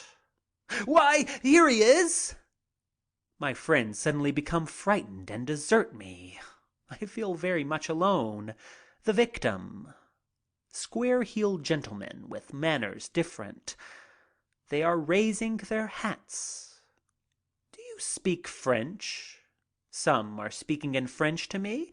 It means nothing. I am bewildered. Others English. They all seem too curious to even do their own business. I find that they are personally interested. Cameramen are forgetting to shoot their pictures, but they recover themselves after their curiosity has been gratified. Then the deluge. "Are you visiting in London? Why do you come over? Do you bring your makeup? Are you going to make pictures over here?" Then from the Frenchmen. "Will I visit France? Am I going to Russia?" I try to answer them all. "Will you visit Ireland?" "I don't expect to do so." "What do you think of the Irish question?" "It requires too much thought." "Are you a Bolshevik?" "I am an artist." Not a politician. Why do you want to visit Russia? Because I am interested in any new idea. What do you think of Lenin? I think him a very remarkable man. Why? Because he is expressing a new idea. Do you believe in Bolshevism? I am not a politician. Others ask me to give them a message to France, a message to London. What have I to say to the people of Manchester? Will I meet Bernard Shaw? Will I meet H.G. Wells? Is it true that I'm going to be knighted? How would I solve the unemployment problem? In the midst of all this, a rather mysterious gentleman pulls me to one side and tells me he knew my father intimately and acted as an agent for him in his music hall engagements. Did I anticipate working? If so, he could get me an engagement. Would I give him the first opportunity? Anyway, he was very pleased to meet me. If I wanted a nice quiet rest, I could come down to his place and spend a few days with my kind of people, the people I liked. I am rescued by my secretaries, who insist that I go to my cabin and lie down. Anything the newspaper men have to ask, they will answer for me. I am dragged away, bewildered. Is this what I came 6,000 miles for? Is this rest? Where is that vacation that I pictured so vividly? I lie down and nap until dinner time. I have dinner in my cabin. Now comes another great problem. Tipping.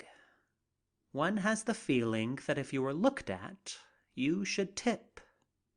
One thing that I believe in, though. Tipping. It gets you good service. It is money well spent. But when and how to tip? That is the question. It is a great problem on shipboard.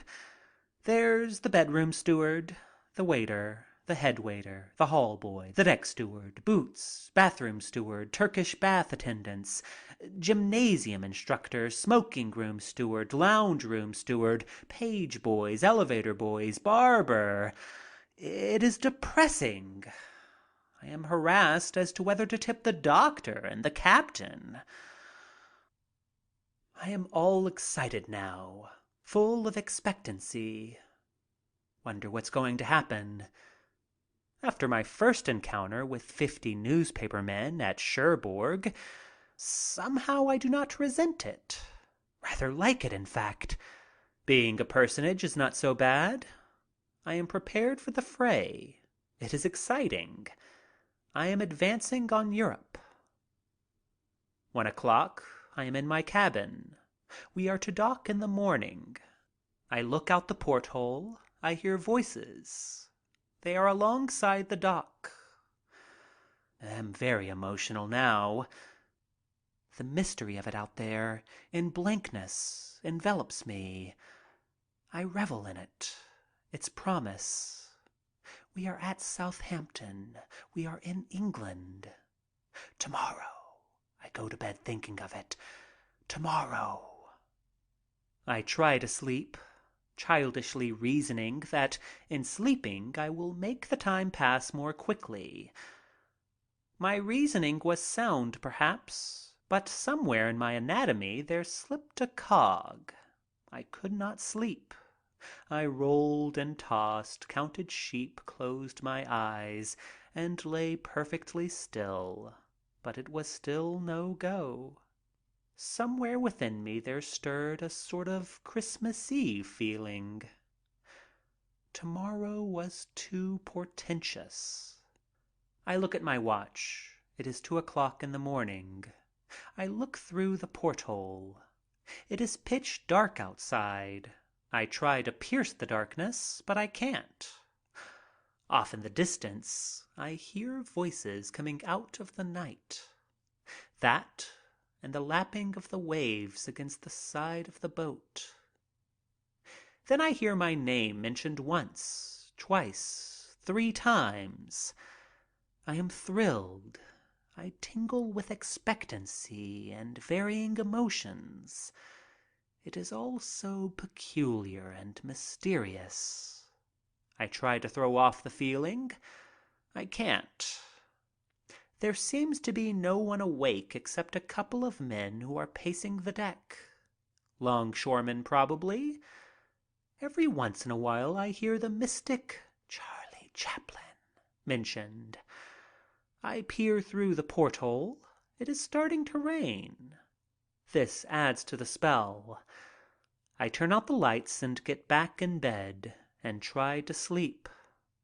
I get up again and look out. I call Robinson. "Can you sleep?" I ask. "No. Let's get up and dress." It's got him too. We get up and walk around the top deck. There is a curious mixture of feelings all at once. I am thrilled and depressed. I cannot understand the depression. We keep walking around the deck, looking over the side. People are looking up, but they don't recognize me in the night. I feel myself speculating, wondering if it is going to be the welcome I am expecting. Scores of messages have been arriving all day. Will you accept engagements? Will you dine with us? How about a few days in the country? I cannot possibly answer them all. Not receiving replies, they send wireless messages to the captain. "Mr. Latham, is Mr. Chaplin on board? Has my message been delivered? I have never received so many messages. Will you appear on Tuesday? Will you dine here? Will you join a revue? Are you open for engagements? I am the greatest agent in the world." One of the messages is from the mayor of Southampton, welcoming me to that city. Others from heads of the motion picture industry in Europe. This is a source of great worriment. Welcomed by the mayor. It will probably mean a speech. I hate speeches. I can't make them. This is the worst specter of the night. In my sleeplessness, I go back to my cabin and try to write down what I shall say, trying to anticipate what the mayor will say to me. I picture a speech of welcome, a masterpiece of oratory, brought forth after much preparation by those who are always making speeches. It is their game, this speech making, and I know I shall appear a hopeless dub with my reply. But I attack it valiantly. I write sentence after sentence and then practice before the mirror. "Mr. Mayor and the people of Southampton." The face that peers back at me from the mirror looks rather silly. I think of Los Angeles and wonder how they would take my speech there. But I persevere. I write more. I overcome that face in the looking glass to such an extent that I want a wider audience. I call Carl Robinson. I make him sit still and listen. I make my speech several times. He is kind the first time and the second time. But after that he begins to get fidgety. He makes suggestions. I take out some lines and put in others. I decide that it is prepared and leave it. I am to meet the mayor in the morning at 8:00. Eventually I get to bed and asleep, a fitful, tossing sleep. They wake me in the morning. People are outside my door. Carl comes in. "The mayor is upstairs, waiting for you." I am 20 minutes late. This adds to my inefficiency. I am pushed and tumbled into my clothes, then taken by the arm as if I were to be arrested and led from my cabin. Good Lord. I've forgotten my slip, my speech, my answer to the mayor. with its platform gestures that I had labored with during the long night. I believed that I had created some new gestures never before attempted on platform or in pulpit, but I was lost without my copy.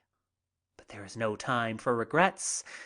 It doesn't take long to reach any place when that place is holding something fearful for you. I was before the mayor long before I was ready to see him. This mayor wasn't true to type.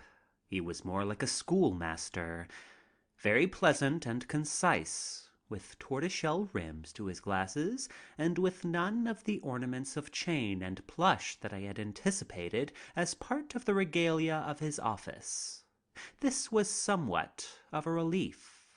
There are lots of men, women, and children gathered about. I am introduced to the children. I am whirled around into the crowd, and when I turn back I can't quite make out who is the mayor. There seems to be a room full of mayors. Eventually I am dug from behind. I turn. I am whirled back by friendly or official assistants. Ah, here is the mayor. I stand bewildered, twirling my thumbs, quite at a loss as to what is expected of me. The mayor begins. I have been warned that it is going to be very formal. Mr. Chaplin, on behalf of the citizens of Southampton. Nothing like I had anticipated. I am trying to think, trying to hear precisely what he says.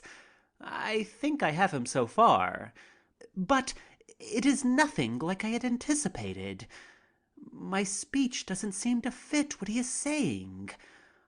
I can't help it. I will use it anyhow.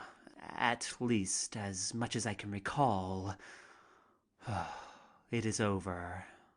I mumble some inane appreciation. Nothing like I had written, with nary a gesture so laboriously rehearsed. There comes interruptions of excited mothers with their children. "This is my little girl." I am shaking hands mechanically with everybody. From all sides, autograph albums are being shoved under my nose. Carl is warding them off, protecting me as much as possible. I am aware that the mayor is still standing there. I am trying to think of something more to say. All visions of language seem to have left me. I find myself mumbling, "This is nice of you," and "I am very glad to meet you all." Somebody whispers in my ear, "Say something about the English cinema. Say a word of welcome to the English." I try to and can't utter a word, but the same excitement that had bothered me now comes forward to my aid. The formal handshaking is on. The mayor introduces me to his wife. After shaking hands with her, I decide that it is all a conspiracy to introduce me to his whole family. This is my niece, my nephew, my wife, their children, my father-in-law, and dozens of others. I could quite understand why he was the mayor. They were all relatives. He had the vote of the city tied up in his family tree. The whole thing is bewildering and thrilling, and I find that I am pleased with it all. But now strange faces seem to fade out, and familiar ones take their places. There is Tom Garrity, who used to be Doug Fairbanks' scenario writer. He wrote "When the Clouds Roll By" and "The Mollycoddle." Tom is a great friend of mine, and we have spent many a pleasant hour in Doug's home in Los Angeles. There is Douglas Crisp, who played Battling Burrows in Broken Blossoms, a clubmate in the Los Angeles Athletic Club. My cousin, Aubrey Chaplin, a rather dignified gentleman, but with all the earmarks of a Chaplin, greets me. Heavens! I look something like him. I pictured myself in another 5 years. Aubrey has a saloon in quite a respectable part of London. I feel that Aubrey is a nice simple soul and quite desirous of taking me in hand. Then A. Bremen, manager of the United Artists' Affairs in England. And there is Sonny, a friend in the days when I was on the stage. I have not heard from him in 10 years. It makes me happy and interested, the thought of reviving the old friendship. We talk of all sorts of subjects. Sonny is prosperous and doing well. He tells me everything in jerky asides as we are hustled about amidst the baggage and bundled into a compartment that somebody has arranged. Somehow, the crowds here are not so large as I had anticipated. I am a little shocked. What if they don't turn up? Everyone has tried to impress upon me the size of the reception I am to get. There is a tinge of disappointment. But then I am informed that, the boat being a day late, the crowd expected had no way of knowing when I would arrive. This explanation relieves me tremendously, though it is not so much for myself that I feel this, but for my companions and my friends, who expect so much. I feel that the whole thing should go off with a bang for their sake. Yes, I do. But I am in England. There is freshness, there is glow, there is nature in its most benevolent mood. The trains, those little toy trains with the funny little wheels like those on a child's toy. There are strange noises. They come from the engine. Snorting, explosive sounds as though it was clamoring for attention. I am in another world. Southampton, though I have been here before, is absolutely strange to me. There is nothing familiar. I feel as though I am in a foreign country. Crowds increasing with every minute. What lovely women. Different from American women. How? Why? I cannot tell. There is a beautiful girl peering at me. A lovely English type. She comes to the carriage and in a beautiful musical voice says, "May I have your signature, Mr. Chaplin?" This is thrilling. Aren't English girls charming? She is just the type you see in pictures. Something like Hall Caine's Gloria in The Christian. Beautiful auburn hair. About 17. 17. What an age. I was that once. And here, in England. It seems very long ago. Tom Garrity and the bunch. We are all so excited we don't know just what to do or how to act. We cannot collect ourselves. Bursting with pent-up questions of years of gathering, overflowing with important messages for one another. We are talking about the most commonplace things. I find that I am not listening to them, nor they to me. I am just taking it all in, eyes and ears. An English bobby. Everything is different. Taking the tickets. The whole thing is upside down. The locking us in our compartment. I look at the crowds. The same old prop smile is working. They smile, they cheer, I wave my hat. I feel silly, but it seems that they like it. Will the train never start? I want to see something outside the station. I want to see the country. They are all saying things. I do not know what they all think of me, my friends. I wish they were not here. I would love to be alone so that I could get it all. We are moving. I sit forward as though to make the train go faster. I want a sight of old England. I want more than a sight. Now I see the English country. New houses going up everywhere. New types for laboring men. More new houses. I have never seen old England in such a frenzy of building. The brush fields are rather burned up. This is something new for England, for it is always so green. It is not as green as it used to be, but it is England, and I am loving every mile of it. I discover that everything is Los Angeles in my compartment, with the exception of my cousin and Sonny. Here I am in the midst of Hollywood. I have traveled 6,000 miles to get away from Hollywood. Motion pictures are universal. You can't run away from them. But I am not bothering much because I am cannily figuring on shaking the whole lot of them after the usual dinner and getting off by myself. And I am getting new thrills every minute. There are people waiting all along the line at small stations, waiting for the train to pass. I know they are waiting to see me.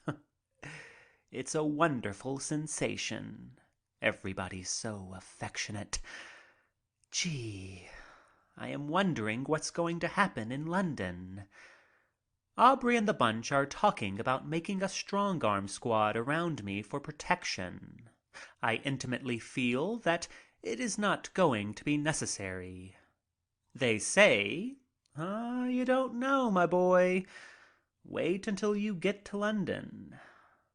Secretly, I am hoping it is true, but I have my doubts. Everybody is nice. They suggest that I should sleep a while, as I look tired. I feel that I am being pampered and spoiled, but I like it. And they all seem to understand. My cousin interests me. He warns me what to talk about. At first, I feel a little conscious in his presence, a little sensitive. His personality, how it mixes with my American friends. I sense that I am shocking him with my American points of view. He has not seen me in 10 years. I know that I am altered. I sort of want to pose before him a little. I want to shock him. No, not exactly shock him, but surprise him. I find myself deliberately posing, and just for him. I want to be different, and I want him to know that I am a different person. This is having its effect. Aubrey is bewildered. I am sure that he doesn't know me. I feel that I am not acting according to his schedule. It encourages me. I become radical in my ideas, against his conservatism. But I am beginning not to like this performing for him. One feels so conscious. I am wondering whether he will understand. There are lots of other people I have got to meet. I won't be able to devote all my time to him. I shall have a long talk with Aubrey later and explain everything. I doze off for a while, but just for a moment. We are coming to the outskirts of London. I hear nothing, I see nothing, but I know it is so, and I awake. Now I am all expectancy. We are entering the suburbs of the city. End of chapter 4.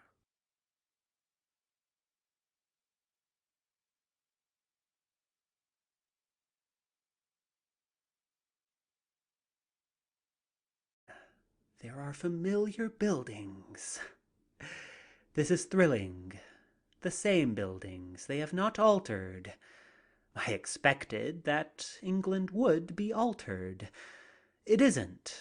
It's the same. The same as I left it, in spite of the war. I see no change, not even in the manner of the people. There's Dalton's potteries. And look, there's the Queen's Head. Public houses that my cousin used to own. I pointed out to him decidedly, but he reminds me that he has a much better place now.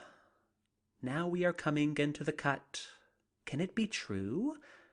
I can see 2 or 3 familiar stores. This train is going too fast.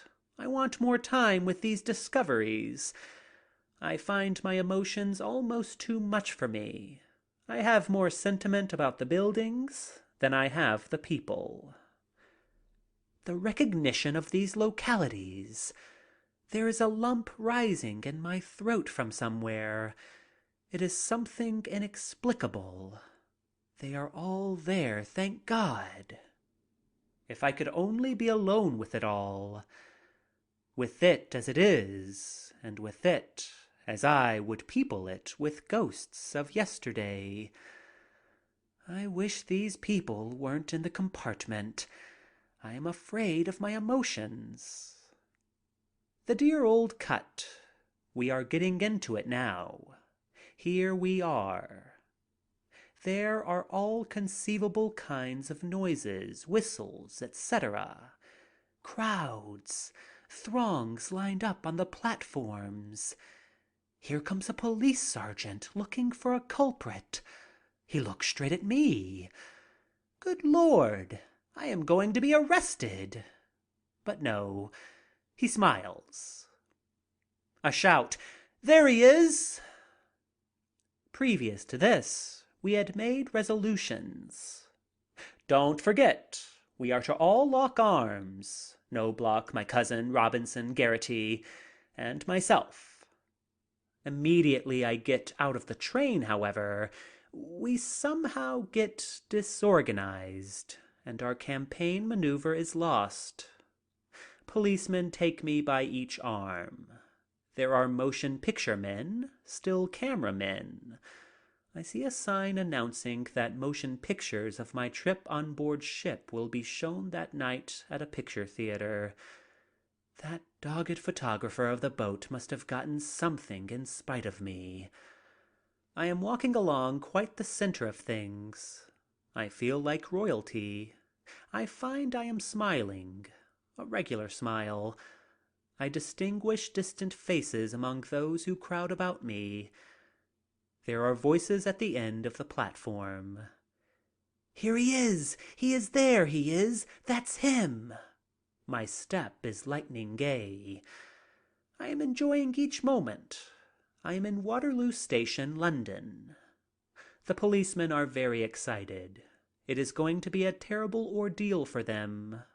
Thousands are outside. This also thrills me. Everything is beyond my expectations. I revel in it secretly.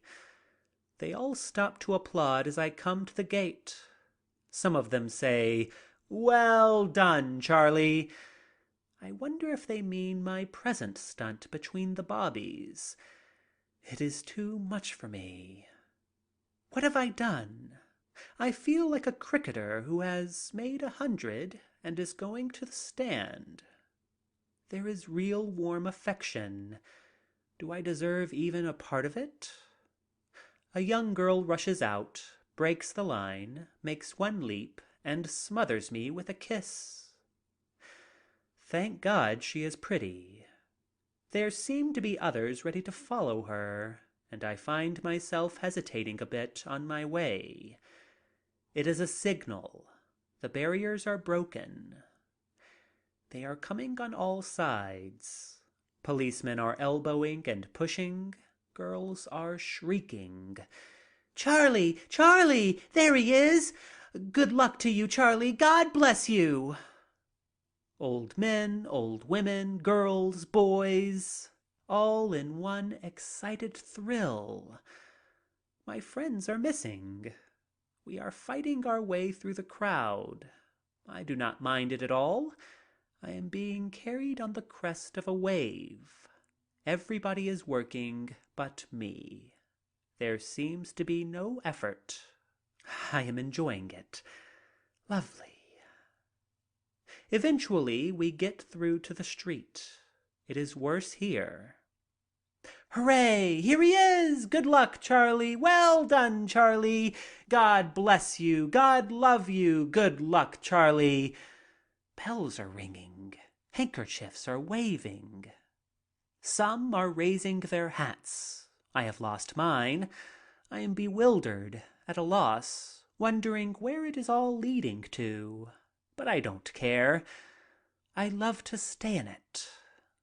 Suddenly, there is a terrific crash. Various currents of the crowd are battling against one another. I find that now I am concerned about my friends. Where's Tom? Where's so-and-so? Where's Carl? Where's my cousin? I'm asking it all aloud, on all sides, of anyone who will listen to me. I am answered with smiles. I am being pushed towards an automobile. Where's my cousin? Another push. Policemen on all sides. I am pushed and lifted and almost dumped into the limousine. My hat is thrown in behind me. There are 3 policemen on each side of the car, standing on the running board. I can't get out. They are telling the chauffeur to drive on. He seems to be driving right over the people. Occasionally a head, a smiling face, a hand, a hat flashes by the door of the car. I ask, and keep asking, where's my cousin? But I regain myself, straighten my clothes, cool off a bit, and look round. There is a perfect stranger in the limousine with me. I seem to take him for granted for the moment. He is also cut up and bleeding. Evidently, he is somebody. He must be on the schedule to do something. He looks bewildered and confused. I say, well, I have missed my cousin. Well, I have missed my cousin. He says, I beg your pardon. Do you know where we are going? I ask. He says, no. Well, what are you doing? Who are you? I sputter. No one in particular, he answers. I have been pushed in here against my will. I think it was the 2nd time you cried for your cousin. One of the cops picked me, but I don't believe there is any relationship. We laugh. That helps. We pull up, and he is politely let off at the corner. As quickly as possible, he is shut out. Crowds are around on both sides, raising their hats English fashion, as though they were meeting a lady. The mounted police leave us. I am left alone with my thoughts. If I could only do something, solve the unemployment problem, or make some grand gesture in answer to all this. I look through the window in the back of the car. There are a string of taxis following behind. In the lead, seated on top of the cab, is a young and pretty girl all dressed in scarlet. She is waving to me as she chases. What a picture she makes! I think what good fun it would be to get on top of the cab with her and race around through the country. I feel like doing something big. What an opportunity for a politician to say something and do something big. I never felt such affection. We are going down York Road. I see placards. Charlie arrives. Crowds standing on the corner, all lined up along my way to the hotel. I am beginning to wonder what it's all about. Am feeling a bit reflective after all. Thinking over what I have done It has not been very much. Nothing to call forth all this. Shoulder Arms was pretty good, perhaps, but all this clamor over a moving picture actor. Now we are passing over Westminster Bridge. There are double-decked streetcars. There's one marked Kennington. I want to get out and get on it. I want to go to Kennington. The bridge is so small. I always thought it was much wider. We are held up by traffic. The driver tells the bobby that Charlie Chaplin is inside. There is a change in the expression of the cop. On your way. By this time, the policemen have dropped off the side of the car and are on their way back. Once more, I am a private citizen. I am just a bit sad at this. Being a celebrity has its nice points. There is an auto with a motion picture camera on top of it, photographing our car. I tell the driver to put down the top. Why didn't we do this before? I wanted to let the people see. It seemed a shame to hide in this way. I wanted to be seen. There are little crowds on the street corners again. Ah, yes, and Big Ben. It looks so small now. It was so big before I went away. We are turning up the Haymarket. People are looking and waving from their windows. I wave back. Crowded streets. We are nearing the Ritz, where I am to stop. The crowds are much denser here. I am at a loss. I don't know what to do, what to say. I stand up. I wave and bow at them, smile at them, and go through the motions of shaking hands, using my hands. Should I say something? Can I say anything? I feel the genuineness of it all, a real warmth. It is very touching. This is almost too much for me. I am afraid I am going to make a scene. I stand up. The crowd comes to a hush. It is attentive. They see I am about to say something. I am surprised at my own voice. I can hear it. It is quite clear and distinct, saying something about its being a great moment, etc. But tame and stupid as it is, they like it. There is a "Hooray! Good boy, Charlie!" Now the problem is, how am I going to get out of this? The police are there, pushing and shoving people aside to make way, but they are outnumbered. There are motion picture cameras on the steps. The crowds close in. Then I step out. They close in. I am still smiling. I tried to think of something useful, learned from my experience at the New York opening of the Three Musketeers, but I am not much help to my comrades. Then, as we approach, the tide comes in toward the gates of the hotel. They have been kept locked to prevent the crowd from demolishing the building. I can see one intrepid motion picture camera fan at the door as the crowd starts to swarm. He begins to edge in and starts grinding his camera frantically as he is lifted into the whirlpool of humanity. But he keeps turning, and his camera and himself are gradually turned up to the sky, and his lens is registering nothing but clouds as he goes down turning. The most honorable fall a cameraman can have, to go down grinding. I wonder if he really got any pictures. In some way my body has been pushed, carried, lifted, and projected into the hotel. I can assure you that through no action of mine was this accomplished.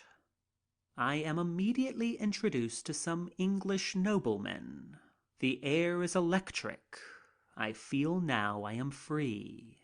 Everybody is smiling. Everybody is interested. I am shown to a suite of rooms. I like the hotel lobby. It is grand. I am raced to my room. There are bouquets of flowers from 2 or 3 English friends whom I had forgotten. There are cards. I want to welcome them all. Do not mind in the least. Am out for the whole day of it. The crowds are outside. The manager presents himself. Everything has been spread to make my stay as happy as possible. The crowd outside is cheering. What is the thing to do? I had better go to the window. I raise my hands again. I pantomime, shake hands with myself, throw them kisses. I see a bouquet of roses in the room. I grab it and start tossing the flowers into the crowd. There is a mad scramble for the souvenirs. In a moment, the chief of police bursts into my room. Please, Mr. Chaplin, it is very fine, but don't throw anything. You will cause an accident. They will be crushed and killed. Anything but that. Don't throw anything. If you don't mind, kindly refrain from throwing anything. Excitedly, he repeats this message over and over again. Of course, I don't mind. The flowers are all gone anyway. But I am theatrically concerned. Ah, really, I am so sorry. Has anything happened? I feel that everything is all right. The rest of my friends arrive all bruised and cut up. Now that the excitement has died down, what are we going to do? For no reason at all, we order a meal. Nobody is hungry. I want to get out again. Wish I could. I feel that everybody ought to leave immediately. I want to be alone. I want to get out and escape from all crowds. I want to get over London, over to Kennington, all by myself. I want to see some familiar sights. Here baskets of fruit keep pouring in, fresh bouquets, presents, trays full of cards, some of them titles, some well-known names, all paying their respects. Now I am muddled. I don't know what to do first. There is too much waiting. I have too much of a choice. But I must get over to Kennington, and today. I am nervous, overstrung, and tense. Crowds are still outside. I must go again and bow and wave my hands. I am used to it. I am doing it mechanically. It has no effect. Lunch is ordered for everybody. Newspapermen are outside. Visitors are outside. I tell Carl to get them to put it off until tomorrow. He tells them that I am tired, need a rest, for them to call tomorrow and they will be given an interview. The Bishop of something presents his compliments. He is in the room when I arrive. I can't hear what he is saying. I say yes, I shall be delighted. We sit down to lunch. What a crowd there is eating with me. I am not quite sure I know them all. Everybody is making plans for me. This infuriates me. My cousin, Tom Garrity, Knobloch. Would I spend 2 or 3 days in the country and get a rest? No, I don't want to rest. Will you see somebody? I don't want to see anybody. I want to be left entirely alone. I've just got to have my whim. I make a pretense at lunch. I whisper to Carl, "You explain everything to them. Tell them that I am going out immediately after lunch. I am merely taking the lunch to discipline myself." I look out the window. The crowds are still there. What a problem. How am I going to get out without being recognized? Shall I openly suggest going out so I can get away? I hate disappointing them, but I must go out. Tom Garrity, Donald Crisp, and myself suggest taking a walk. I do not tell them my plans, merely suggest taking a walk. We go through the back way and escape. I am sure that everything is all right and that no one will recognize me. I cannot stand the strain any longer. I tell Donald and Tom they really must leave me alone. I want to be alone and I want to visit alone. They understand. Tom is a good sort and so is Donald. I do not want to ride, but just for a quicker means of getting away, I call a taxicab. I tell him to drive to Lambeth. He is a good driver and an old one. He has not recognized me, thank heaven, but he is going too fast. I tell him to drive slower, to take his time. I sit back now.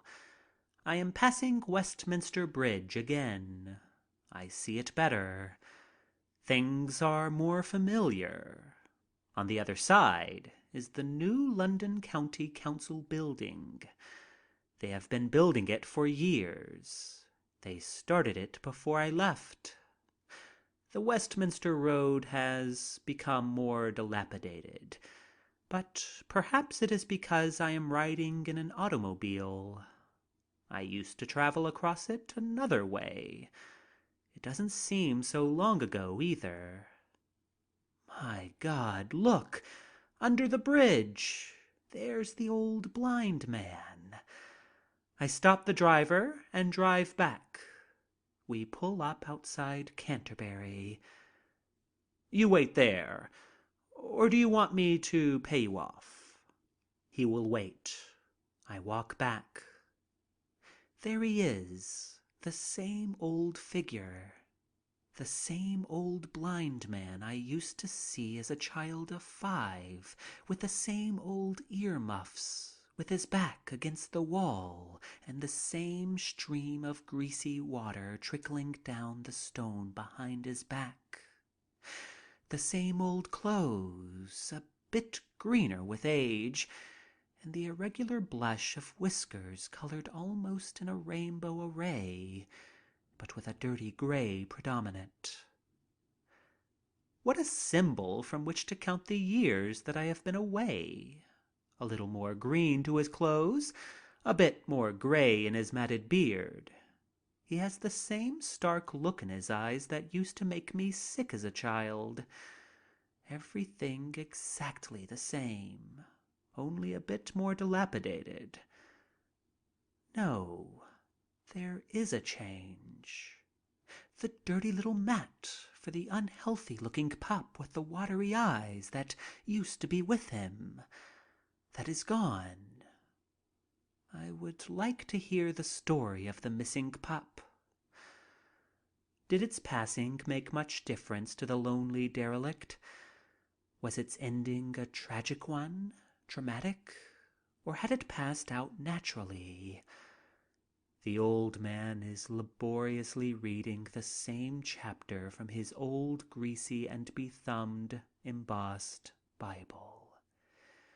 His lips move, but silently, as his fingers travel over the letters. I wonder if he gets comfort there, or does he need comfort? To me it is all too horrible. He is the personification of poverty at its worst, sunk in that inertia that comes of lost hope. It is too terrible. End of chapter 5.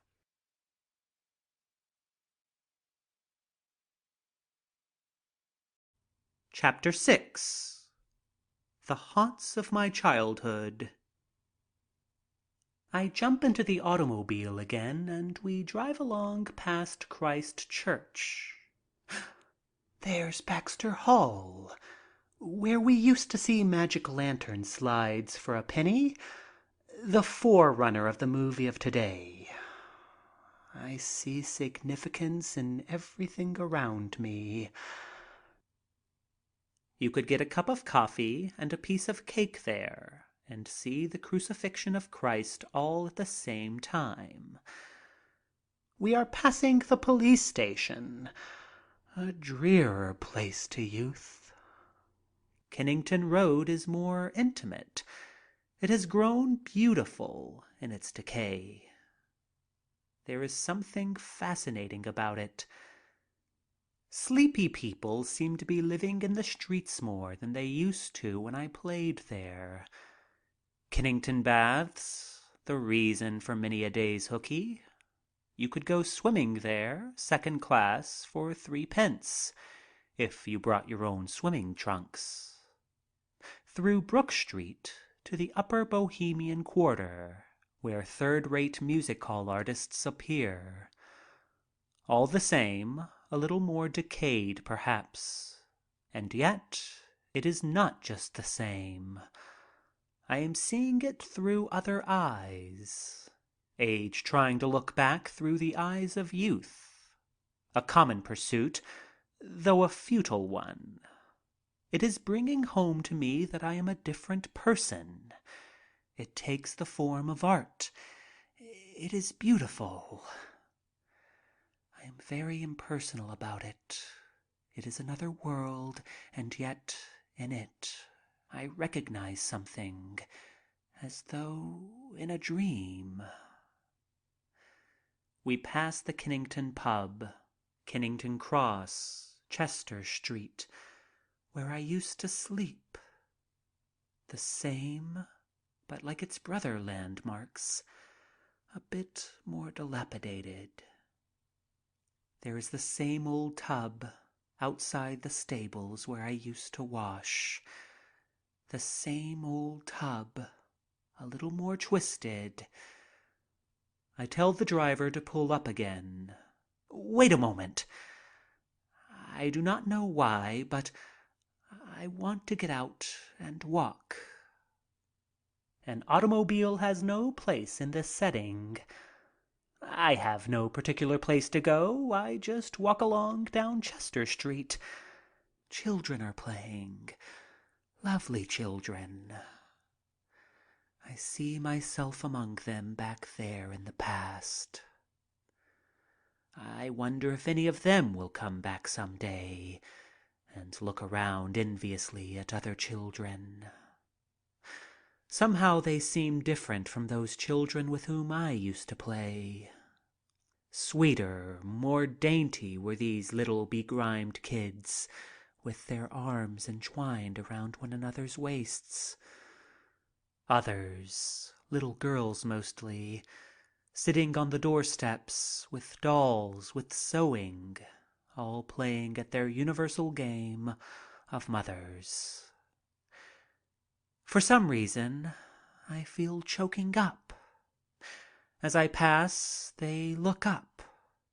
Frankly and without embarrassment, they look at the stranger with their beautiful, kindly eyes.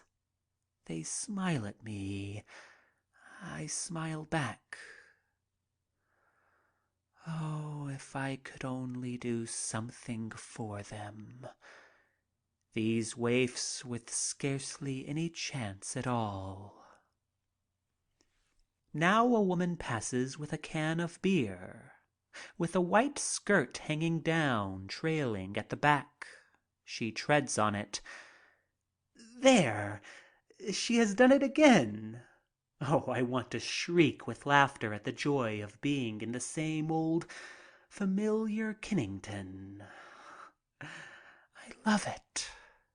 It is all so soft, so musical. There is so much affection in the voices. They seem to talk from their souls. There are the inflections that carry meanings, even if words were not understood. I think of Americans and myself. Our speech is hard, monotonous, except where excitement makes it more noisy. There is a barber shop where I used to be a lather boy. I wonder if the same old barber is there. I look. No, he is gone. I see 2 or 3 kiddies playing on the porch. Foolishly, I give them something. It creates attention. I am about to be discovered. I leap into the taxi again and ride on. We drive around until I have escaped from the neighborhood where suspicion has been planted and come to the beginning of Lambeth Walk. I get out and walk along among the crowds. People are shopping. How lovely the cockneys are. How romantic the figures. How sad. How fascinating. Their lovely eyes. How patient they are. Nothing conscious about them. No affectation, just themselves. Their beautifully gay selves. Serene in their limitations, perfect in their type. I am the wrong note in this picture that nature has concentrated here. My clothes are a bit conspicuous in this setting, no matter how unobtrusive my thoughts and actions. Dressed as I am, one never strolls along Lambeth Walk. I feel the attention I am attracting. I put my handkerchief to my face. People are looking at me, at first slyly, then insistently. Who am I? For a moment, I am caught unawares. A girl comes up, thin, narrow-chested, but with an eagerness in her eyes that lifts her above any physical defects. "Charlie, don't you know me?" Oh, of course I know her. She is all excited, out of breath. I can almost feel her heart thumping with emotion as her narrow chest heaves with her hurried breathing. Her face is ghastly white. A girl about 28. She has a little girl with her. This girl was a little servant girl who used to wait on us at the cheap lodging house where I lived. I remembered that she had left in disgrace. There was tragedy in it, but I could detect a certain savage gloriousness in her. She was carrying on with all odds against her. Hers is the supreme battle of our age. May she and all others of her kind meet a kindly fate. With pent-up feelings, we talk about the most commonplace things. "Well, how are you, Charlie?" "Oh, fine." I point to the little girl. "Is she your little girl?" She says, "Yes." That's all. But there doesn't seem to be much need of conversation. We just look and smile at each other, and we both weave the other's story hurriedly through our own minds by way of the heart. Perhaps in our weaving we miss a detail or two, but substantially we are right. There is warmth in the renewed acquaintance. I feel that in this moment I know her better than I ever did in the many months I used to see her in the old days. And right now I feel that she is worth knowing. There is a crowd gathering. It's come. I am discovered, with no chance of escape. I give the girl some money to buy something for the child and hurry on my way. She understands and smiles. Crowds are following. I am discovered in Lambeth Walk. But they are so charming about it. I walk along and they keep behind at an almost standard distance. I can feel rather than hear their shuffling footsteps as they follow along, getting no closer, losing no ground. It reminds me of the Pied Piper of Hamelin. All these people just about 5 yards away, all timid, thrilled, excited at hearing my name, but not having the courage to shout it under this spell. "There he is, that's him!" All in whispers, hoarse with excitement and carrying for great distance, but at the same time repressed by the effort of whispering. What manners these Cockneys have! The crowds accumulate. I am getting very much concerned. Sooner or later they are going to come up, and I am alone, defenseless. What folly this going out alone and along Lambeth Walk. Eventually I see a bobby, a sergeant, or rather, I think him one. He looks so immaculate in his uniform. I go to him for protection. "Do you mind?" I say. "I find I have been discovered. I am Charlie Chaplin. Would you mind seeing me to a taxi?" "That's all right, Charlie. These people won't hurt you. They're the best people in the world. I have been with them for 15 years." He speaks with a conviction that makes me feel silly and deservedly rebuked. I say, "I know it. They are perfectly charming." "That's just it," he answers. "They are charming and nice." They had hesitated to break in upon my solitude, but now, sensing that I have protection, they speak out. "Hello, Charlie. God bless you, Charlie. Good luck to you, lad." As each flings his or her greetings, they smile and self-consciously back away into the group, bringing others to the fore for their greeting. All of them have a word. Old women, men, children. I am almost overcome with the sincerity of their welcome.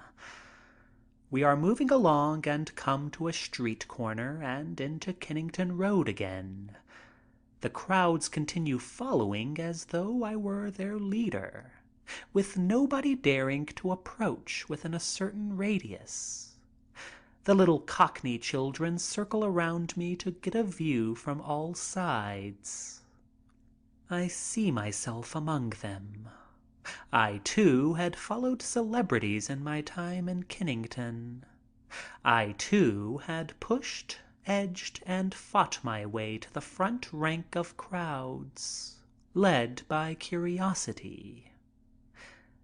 They are in rags, the same rags, only more ragged. They are looking into my face and smiling, showing their blackened teeth. Good God. English children's teeth are terrible. Something can and should be done about it. But their eyes, soulful eyes with such a wonderful expression. I see a young girl glance shyly at her beau. What a beautiful look she gives him. I find myself wondering if he is worthy, if he realizes the treasure that is his. What a lovely people. We are waiting. The policeman is busy hailing a taxi. I just stand there self-conscious. Nobody asks any questions. They are content to look. Their steadfast watching is so impressing. I feel small, like a cheat. This worship does not belong to me. God, if I could only do something for all of them. But there are too many. Too many. good impulses so often die before this too many.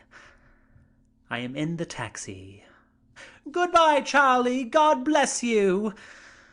I am on my way. The taxi is going up Kennington Road along Kennington Park. Kennington Park.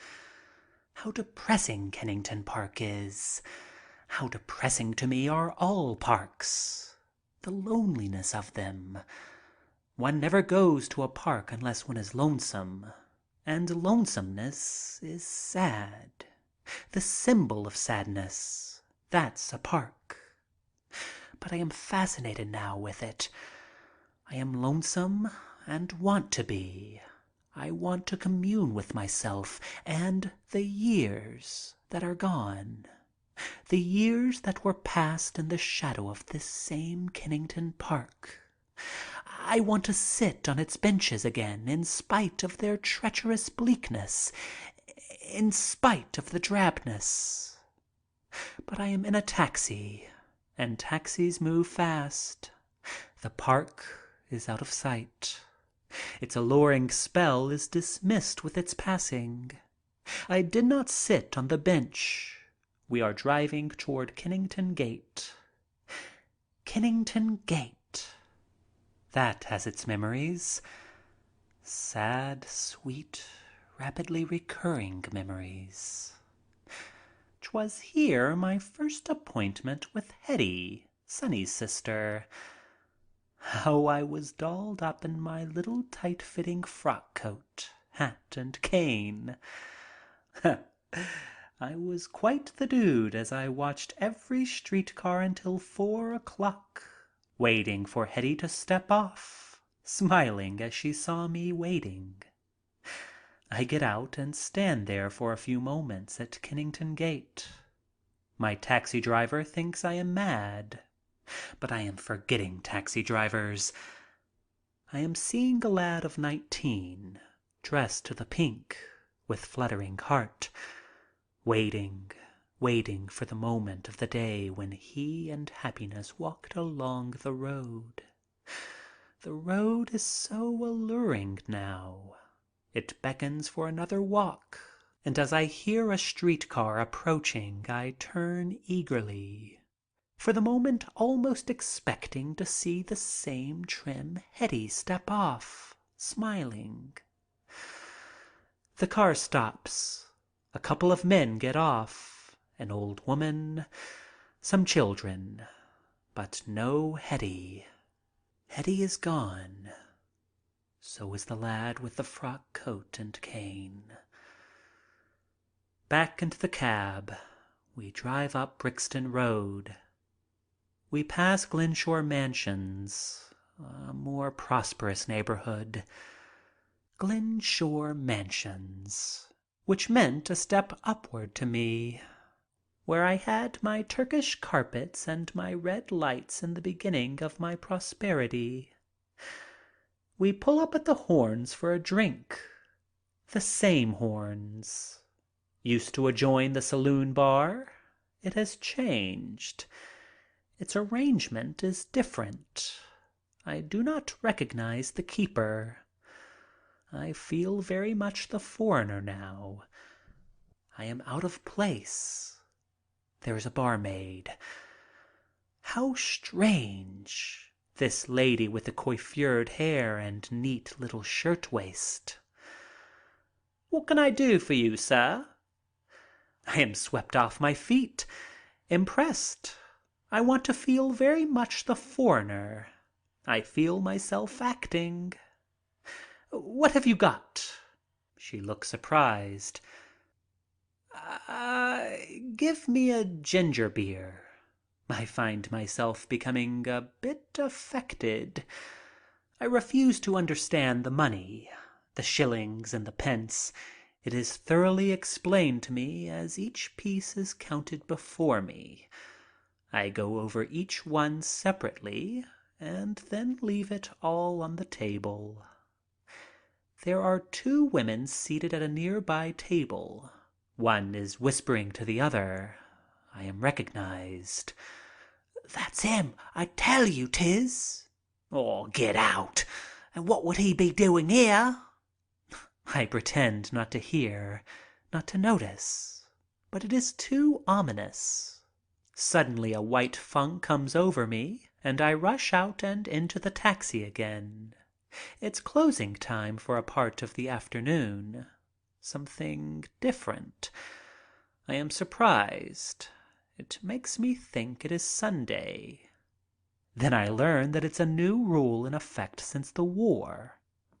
I am driving down Kennington Road again, passing Kennington Cross.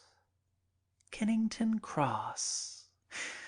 It was here that I first discovered music, or where I first learned its rare beauty, a beauty that has gladdened and haunted me from that moment. It all happened one night while I was there about midnight. I recall the whole thing so distinctly.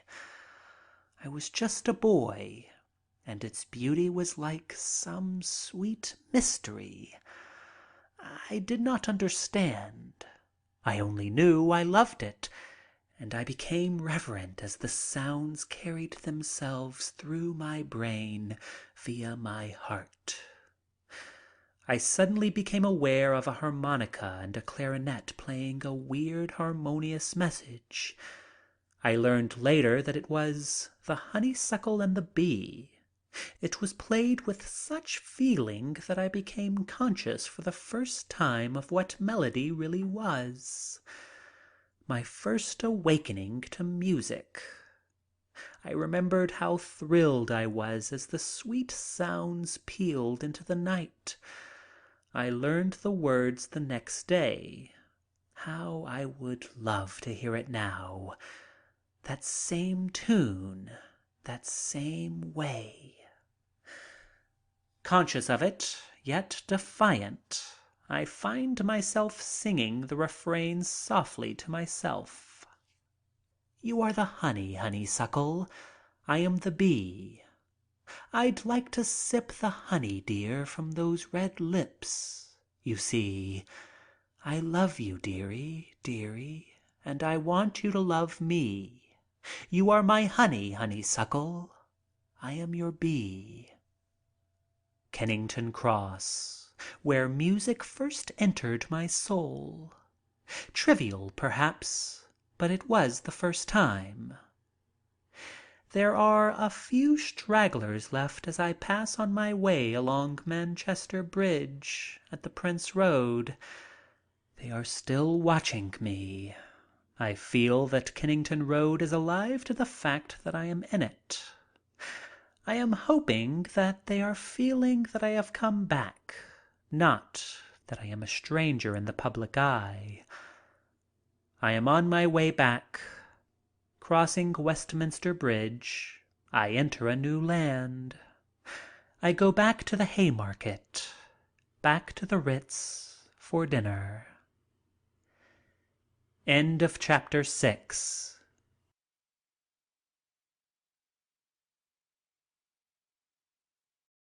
A joke and still on the go.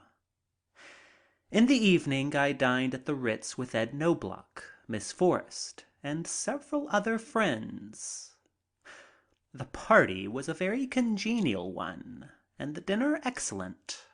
It did much to lift me from the depression into which the afternoon in Kennington had put me. Following dinner, we said good night to Miss Forrest, and the rest of us went to Ed Knobloch's apartment in the Albany.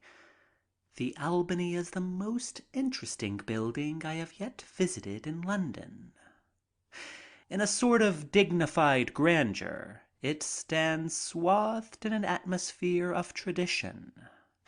It breathes the past, and such a past. It has housed men like Shelley and Edmund Burke and others whose fame is linked closely with the march of English civilization. Naturally, the building is very old. Ed's apartment commands a wonderful view of London. It is beautifully and artistically furnished, its high ceilings, its tapestries, and its old Victorian windows giving it a quaintness rather startling in this modern age. We had a bit of supper, and about 11:30 it began to rain, and later there was a considerable thunderstorm. Conversation, languishing on general topics, turns to me, the what and wherefore of my coming and going, my impressions, plans, etc. I tell them as best I can. Knobloch is anxious to get my views on England, on the impression that London has made. We discuss the matter and make comparisons. I feel that England has acquired a sadness, something that is tragic and at the same time beautiful. We discuss my arrival, how wonderful it was, the crowds, the reception. Knobloch thinks that it is the apex of my career. I am inclined to agree with him. Whereupon Tom Garrity comes forward with a startling thought. Tom suggests that I die immediately. He insists that it is the only fitting thing to do, that to live after such a reception and ovation would be anticlimactic. The artistic thing to do would be to finish off my career with a spectacular death. Tom had been drinking, thank heavens, but nevertheless everyone is shocked at his suggestion. But I agree with Tom that it would be a great climax. We are all becoming very sentimental. We insist to one another that we must not think such thoughts, and the like. The lightning is flashing fitfully outside. Knobloch, with an inspiration, gathers all of us, except Tom Garrity, into a corner and suggests that on the next flash of lightning, just for a joke, I pretend to be struck dead, to see what effect it would have on Tom. We make elaborate plans rapidly. Each is assigned to his part in the impromptu tragedy. We feed Tom another drink and start to talking about death and kindred things. Then we all comment how the wind is shaking this old building, how its windows rattle, and the weird effect that lightning has on its old tapestries and lonely candlesticks. Surreptitiously, someone has turned out all but one light, but old Tom does not suspect. The atmosphere is perfect for our hoax, and several of us who are in the know feel sort of creepy as we wait for the next flash. I prime myself for the bit of acting. The flash comes, and with it I let forth a horrible shriek, then stand up, stiffen, and fall flat on my face. I think I did it rather well, and am not sure but that others besides Tom were frightened. Tom drops his whiskey glass and exclaims, "My God, it happened!" and his voice is sober. But no one pays any attention to him. They all rush to me, and I am carried feet first into the bedroom, and the door closed on poor old Tom, who is trying to follow me in. Tom just paces the floor, waiting for someone to come from the bedroom and tell him what has happened.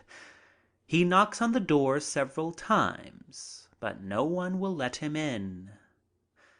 Finally, Carl Robinson comes out of the room, looking seriously intent, and Tom rushes to him. "For God's sake, Carl, what's wrong?" Carl brushes him aside and makes for the telephone. "Is he dead?" Tom puts the question huskily and fearfully.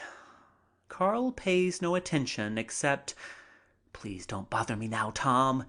This is too serious." Then he calls on the telephone for the coroner. This has such an effect on Garrity that Knobloch comes forth from the bedroom to pacify him.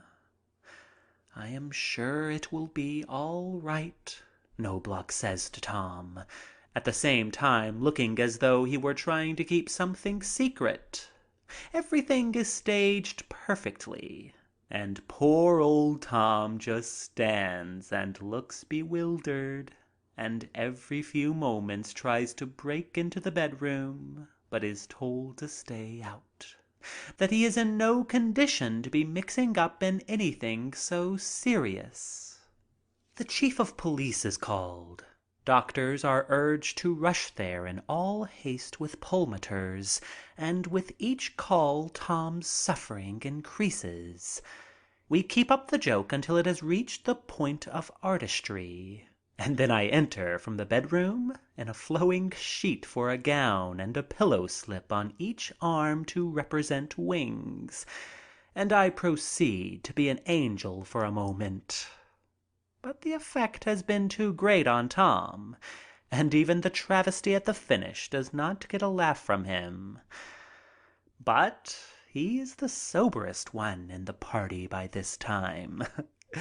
We laugh and talk about the stunt for a while, and Tom was asked what he would have done if it had been true and I had been hit by the lightning. Tom made me feel very cheap and sorry that I had played the trick on him when he said that he would have jumped out the window himself, as he would have no desire to live if I were dead. But we soon got away from serious things and ended the party merrily and went home about 5 in the morning, which meant that we would sleep very late that day. 3 o'clock in the afternoon found me awakened by the news that there was a delegation of reporters waiting to see me. They were all ushered in, and the whole 35 of them started firing questions at me in a bunch, and I answered them all, for by this time I was quite proficient with reporters. And as they all asked the same questions that I had answered before, it was not hard. In fact, we all had luncheon or tea together, though for me it was breakfast, and I enjoyed them immensely. They are real, sincere, and intelligent, and not hero worshippers. Along about 5 o'clock, Ed Knobloch came in with the suggestion that we go out for a ride together and call around to see Bernard Shaw. This did sound like a real treat. Knobloch knows Shaw very well, and he felt sure that Shaw and I would like each other. First, though, I propose that we take a ride around London, and Ed leads the way to some very interesting spots. The spots that the tourist rarely sees as he races his way through the buildings listed in guidebooks. He takes me to the back of the Strand Theatre, where there are beautiful gardens and courts suggesting palaces and armor in the days when knights were bold. These houses were the homes of private people during the reign of King Charles, and even further back. They abound in secret passages and tunnels leading to the royal palace. There is an air about them that is aped and copied, but it is not hard to distinguish the real from the imitation. History is written on every stone. Not the history of the battlefield that is laid bare for the historians, but that more intimate history, that of the drawing room, where, after all, the real ashes of empires are sifted. Now we are in Adelphia Terrace, where Bernard Shaw and Sir James Barrie live. What a lovely place the terrace is, and its arches underneath leading to the river. And at this hour, 6:30, there comes the first fall of evening, and London with its soft light is at its best. I can quite understand why Whistler was so crazy about it. Its lighting is perfect, so beautiful and soft. Perhaps there are those who complain that it is poorly lighted, and who would install many modern torches of electricity to remedy the defect. But give me London as it is. Do not paint the lily. We make for Shaw's house, which overlooks the Thames Embankment. As we approach, I feel that this is a momentous occasion. I am to meet Shaw. We reach the house. I notice on the door a little brass nameplate with the inscription, Bernard Shaw. I wonder if there is anything significant about Shaw's name being engraved in brass. The thought pleases me. But we are here, and Knobloch is about to lift the knocker. And then I seem to remember reading somewhere about dozens of movie actors going abroad and how they invariably visited Shaw. Good Lord, the man must be weary of them. And why should he be singled out and imposed upon? And I do not desire to ape others, and I want to be individual and different. And I want Bernard Shaw to like me, and I don't want to force myself upon him. And all this is occurring very rapidly, and I am getting fussed, and we are almost before him, and I say to Knobloch, "No, I don't want to meet him." Ed is annoyed and surprised and thinks I am crazy and everything. He asks why, and I suddenly become embarrassed and shy. "Some other time," I beg. "We won't call today." I don't know why, but suddenly I feel very self-conscious and silly. Would I care to see Barry? He lives just across the road. No, I don't want to see any of them today. I am too tired. I find that it would be too much effort. So I go home, after drinking in all the beauties of the evening, the twilight, and the loveliness of Adelphia Terrace. This requires no effort. I can just drift along on my own, let thoughts come and go as they will, and never have to think about being polite and wondering if I am holding my own in intelligent discussion that is sure to arise when one meets great minds. I wasted the evening just then. Some other time, I know, I am going to want Shaw and Barry. I drift along with the sight and am carried back 100 years, 200, 1,000. I seem to see the ghosts of King Charles and others of old England, with the tombstones epigraphed in Old English and dating back even to the 11th century. It is all fragrant and too fleeting.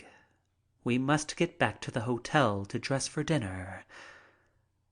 Then Knobloch, Sonny, Garrity, and a few others dine with me at the Embassy Club. But Knobloch, who is tired, leaves after dinner. Along about 10 o'clock, Sonny, Garrity, Donald Crist, Carl Robinson, and myself decide to take a ride. We make toward Lambeth. I want to show them Lambeth. I feel as if it is mine, a choice discovery and possession that I wish to display. I recall an old photographer's shop in the Westminster Bridge Road, just before you come to the bridge. I want to see it again. We get out there. I remember having seen a picture framed in that window when I was a boy, a picture of Dan Leno, who was an idol of mine in those days. The picture was still there. So is the photographer. The name Sharp is still on the shop. I tell my friends that I had my picture taken here about 15 years ago, and we went inside to see if we could get one of the photos. "My name is Chaplin," I told the person behind the counter. "You photographed me 15 years ago. I want to buy some copies." "Oh, we've destroyed the negative long ago." The person behind the counter thus dismisses me. "Have you destroyed Mr. Leno's negative?" I ask him. "No," was the reply. "But Mr. Leno is a famous comedian." Such is fame. Here I had been patting myself on the back, thinking I was some pumpkins as a comedian, and my negative destroyed. However, there is balm in Gilead. I tell him I am Charlie Chaplin, and he wants to turn the place upside down to get some new pictures of me. But we haven't the time. And besides, I want to get out, because I am hearing suppressed snickers from my friends, before whom I was going to show off. End of chapter 7.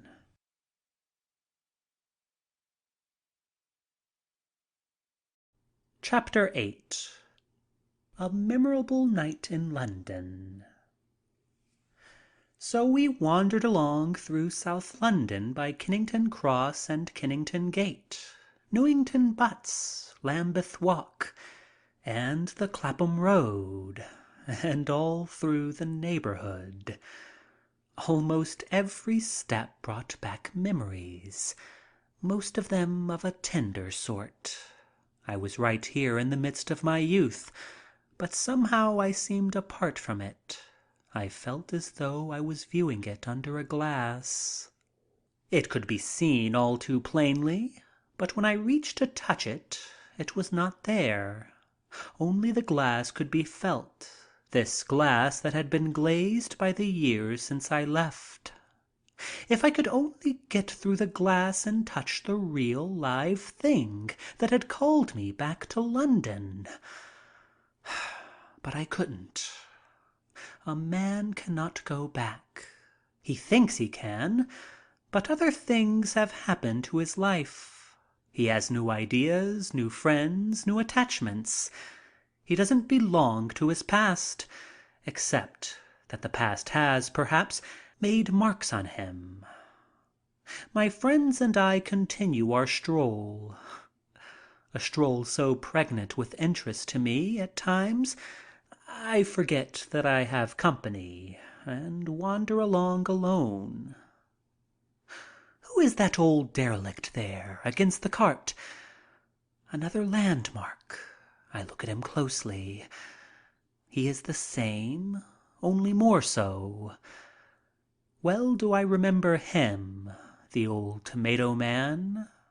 I was about 12 when I first saw him, and he is still here in the same old spot, plying the same old trade, while I can picture him as he first appeared to me standing beside his round cart heaped with tomatoes, his greasy clothes shining in their unkemptness, the rather glassy single eye that had looked from one side of his face, staring at nothing in particular, but giving you the feeling that it was seeing all, the bottled nose with a network of veins spelling dissipation.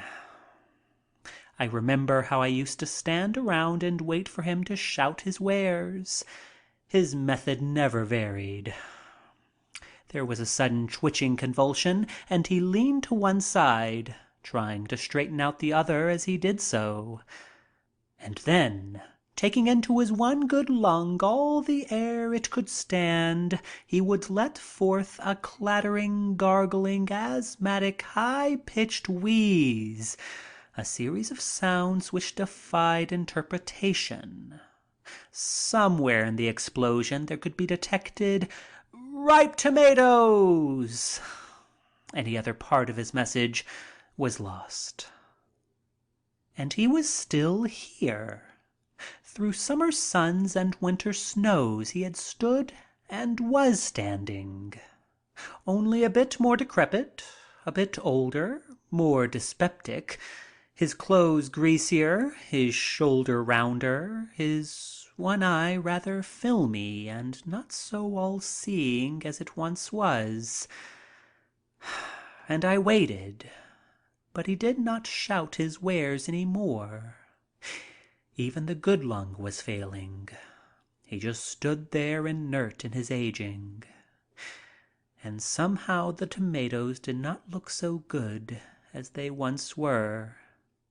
We get into the cab and drive back toward Brixton to the Elephant and Castle, where we pull up at a coffee store. The same old London coffee store, with its bad coffee and tea. There are a few pink-cheeked roués around and a couple of old derelicts. Then there are a lot of painted ladies, many of them with young men, and the rest of them looking for young men. Some of the young fellows are minus arms, and many of them carry various ribbons of military honor. They are living and eloquent evidence of the war and its effects. There are a number of stragglers. The whole scene to me is depressing. What a sad London this is. People with tired, worn faces after 4 years of war. Someone suggests that we go up and see George Fitzmaurice, who lives in Park Lane. There we can get a drink and then go to bed. We jump in a cab and are soon there. What a difference. Park Lane is another world after the Elephant and Castle. Here are the homes of the millionaires and the prosperous. Fitzmaurice is quite a successful moving picture director. We find a lot of friends at his house, and over whiskeys and sodas we discuss our trip. Our trip through Kennington suggests Limehouse, and conversation turns toward that district and Thomas Burke. I get their impressions of Limehouse. It is not as tough as it has been pictured. I rather lost my temper through the discussion. One of those in the party, an actor, spoke very sneeringly of that romantic district and its people. Talk about Limehouse nights. I thought they were tough down there. Why, they're like a lot of larks, said this big-muscled leading man. And then he tells of a visit to the Limehouse district, a visit made solely for the purpose of finding trouble. How he had read of the tough characters there and how he had decided to go down to find out how tough they were. I went right down there into their joints, he said, and told them that I was looking for somebody that was tough. The tougher, the better. And I went up to a big mandarin wearing a feather and said, "Give me the toughest you've got. You fellows are supposed to be tough down here, so let's see how tough you are." And I couldn't get a rise out of any of 'em, he concluded. This was enough for me. It annoyed. I told him it was very fine for well-fed, overpaid actors flaunting toughness at these deprived people who are gentle and nice and, if ever tough, only so of environment. I asked him just how tough he would be if he were living the life that some of these unfortunate families must live. How easy for him, with 5 meals a day beneath that thrust-out chest with his muscles trained and perfect, trying to start something with these people. Of course they were not tough, but when it comes to 4 years of war, when it comes to losing an arm or a leg, Then they are tough. But they are not going around looking for fights unless there is a reason. It rather broke up the party, but I was feeling so disgusted that I did not care. We meander along, walking from Park Lane to the Ritz. On our way, we are stopped by 2 or 3 young girls. They are stamped plainly, and there is no subtlety about their "Hello, boys. You are not going home so early." They salute us. We wait a moment. They pause and then wave their hands to us, and we beckon them. "How is it you are up so late?" They are plainly embarrassed at this question. Perhaps it has been a long time since they were given the benefit of the doubt. They are not just sure what to say. We are different.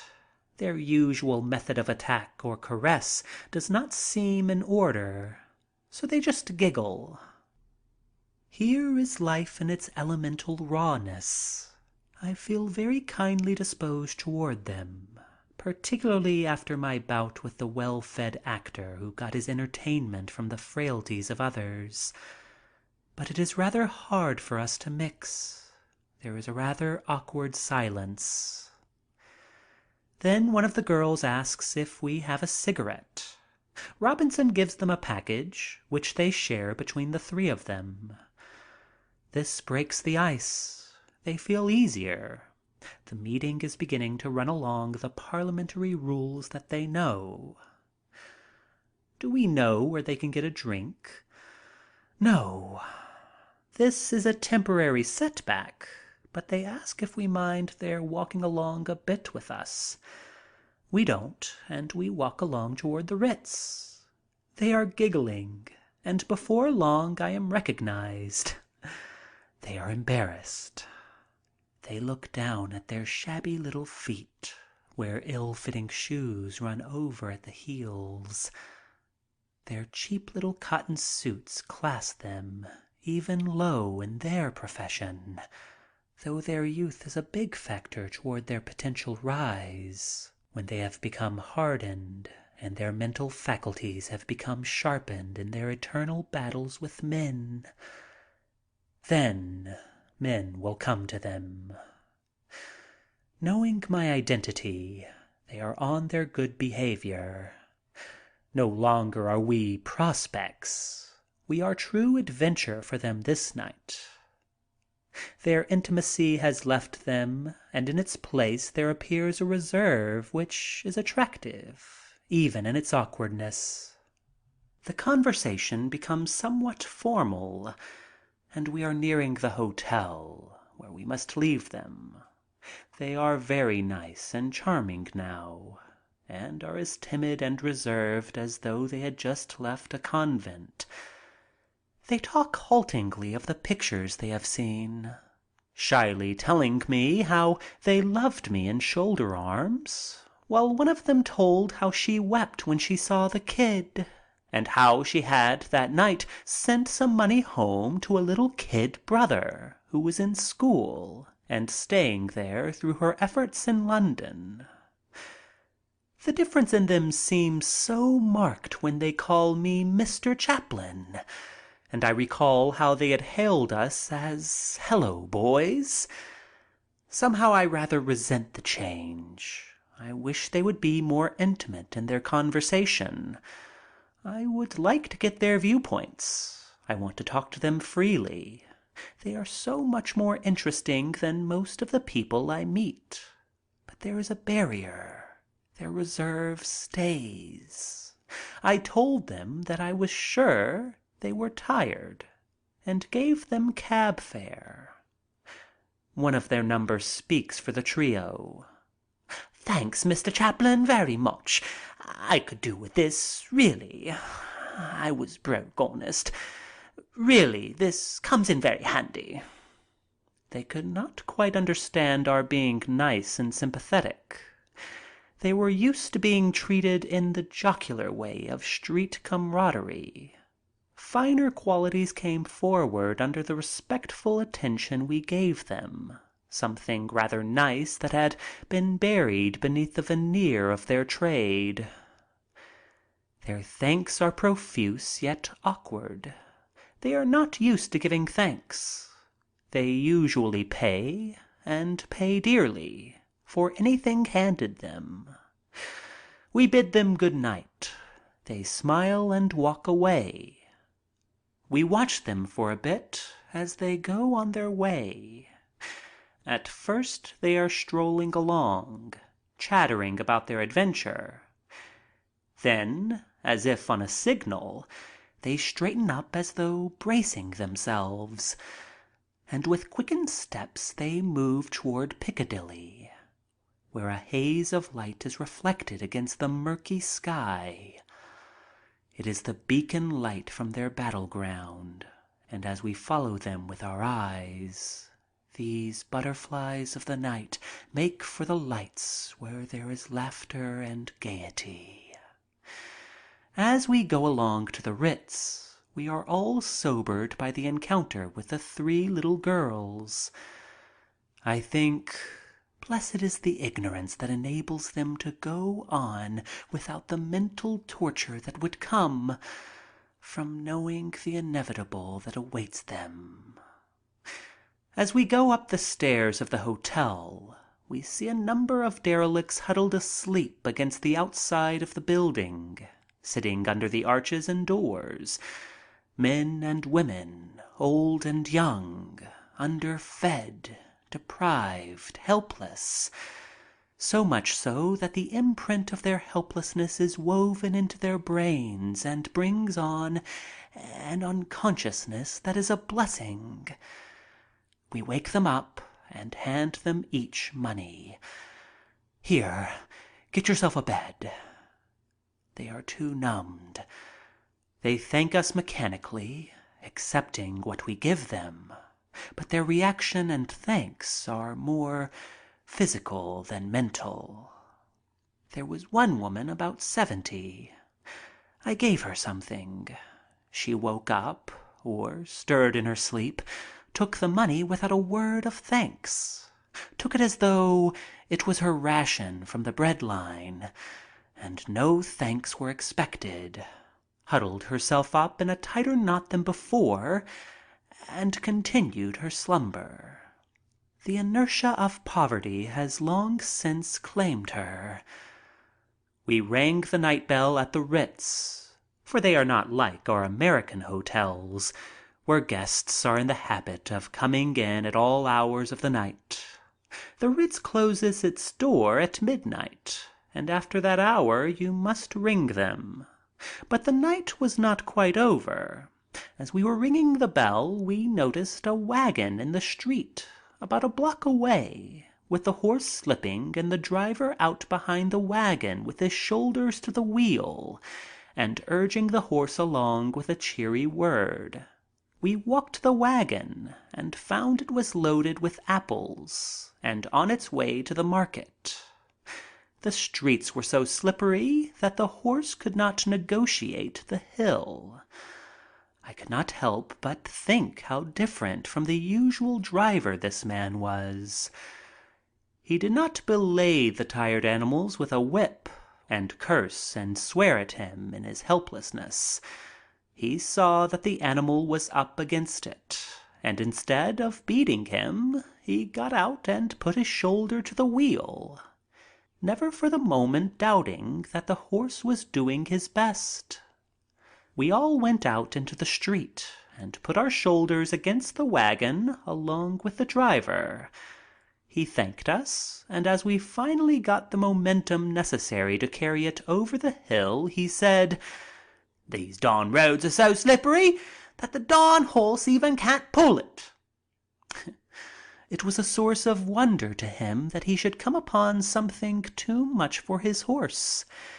And the horse was so well fed and well kept. I could not help but notice how much better the animal looked than his master. The evening was over, and I don't know but that the incident of the apple wagon was a fitting finale. The next morning, for the first time, I am made to give my attention to the mail that has been arriving. We have been obliged to have another room added to our suite in order to have some place in which to keep the numerous sacks that have been brought to us at all hours. The pile is becoming so mountainous that we are compelled to engage half a dozen stenographers just for the purpose of reading and classifying them. We found that there were 73,000 letters or cards addressed to me during the first 3 days in London. And of this number, more than 28,000 were begging letters. Letters begging anywhere from £1 to £100,000. Countless and varied were the reasons set forth. Some were ridiculous. Some were amusing. Some were pathetic. Some were insulting. All of them in earnest. I discovered from the mail that there are 671 relatives of mine in England that I knew nothing about. The greater part of these were cousins, and they gave very detailed family tree tracings in support of their claims. All of them wished to be set up in business or to get into the movies. But the cousins did not have a monopoly on the relationships. There were brothers and sisters and aunts and uncles, and there were 9 claiming to be my mother, telling wondrous adventure stories about my being stolen by gypsies when a baby, or being left on doorsteps, until I began to think my youth had been a very hectic affair. But I did not worry about these last, as I had left a perfectly good mother back in California, and so far I have been pretty much satisfied with her. There were letters addressed just to Charles Chaplin, some to King Charles, some to the King of Mirth. On some carried a reproduction of my shoes and cane, and in some there was stuck a white feather with the question as to what I was doing during the war. Would I visit such and such institutions? Would I appear for such and such charity? Would I kick off the football season or attend some particular soccer game? Then there were letters of welcome, and one enclosing an iron cross inscribed, "For your services in the Great War," and "Where were you when England was fighting?" Then there were others thanking me for happiness given the senders. These came by the thousands. One young soldier sent me 4 medals he had gotten during the big war. He said that he was sending them because I had never been properly recognized. His part was so small and mine so big, he said, that he wanted me to have his croix de guerre, his regimental, and other medals. Some of the letters were interesting. Here are a few samples. Dear Mr. Chaplin, you are a leader in your line, and I am a leader in mine. Your specialty is moving pictures and custard pies. My specialty is windmills. I know more about windmills than any man in the world. I have studied the winds all over the world and am now in a position to invent a windmill that will be the standard mill of the world, and it will be made so it can be adapted to the winds of the tropics and the winds of the Arctic regions.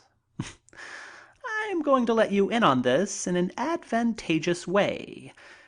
You have only to furnish the money. I have the brains, and in a few years I will make you rich and famous. You had better phone me for quick action. Dear Mr. Chaplin, won't you please let me have enough money to send little Oscar to college? Little Oscar is 12, and the neighbors all say that he is the brightest little boy they have ever seen. And he can imitate you so well that we don't have to go to the movies anymore. This is dangerous. Oscar is a real competitor, ruining my business. And so, if you can't send the little fellow to college, won't you take him in the movies with you like you did Jackie Coogan? Dear Mr. Chaplin, my brother is a sailor, and he is the only man in the world who knows where Captain Kidd's gold is buried. He has charts and maps and everything necessary, including a pick and shovel. But he cannot pay for the boat. Will you pay for the boat, and half the gold is yours? All you need to do is say yes to me in a letter, and I will go out and look for John, as he is off somewhere on a bat, being what you might call a drinking man when ashore. But I am sure that I can find him, as he and I drink in the same places. Your shipmate. Dear Charlie, have you ever thought of the money to be made in peanuts? I know the peanut industry, and I am not telling any of my business in a letter. If you are interested in becoming a peanut king, then I'm your man. Just address me as Snapper Dodge, above address. Dear Mr. Chaplin, my daughter has been helping me about my boarding house now for several years, and I may say that she understands the art of catering to the public as wishes to stay in quarters. But she has such high-toned ideas, like as putting up curtains in the bathroom and such, that at times I think she is too good for the boarding house business and should be having her own hotel to run. If you could see your way to buy a hotel in London or New York for Drusilla, I am sure that before long your name and Drusilla's would be linked together all over the world because of what Drusilla would do to the hotel business. And she would save money because she could make all the beds and cook herself, and at nights could invent the touches like what I have mentioned. Drusilla is waiting for you to call her. Dear Mr. Chaplin, I am enclosing pawn checks for Grandma's false teeth and our silver water pitcher. Also, a rent bill showing that our rent was due yesterday. Of course, we would rather have you pay our rent first, but if you could spare it, Grandma's teeth would be acceptable, and we can't hold our heads up among the neighbors since Father hawked our silver pitcher to get some beer. End of chapter 8.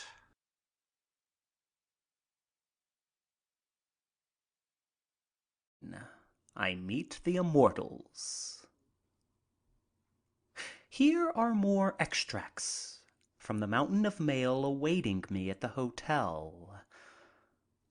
Wishes Mr. Chaplin a hearty welcome, and begs to give him the honor of shaving him on Sunday, September 11th, any time which he thinks suitable.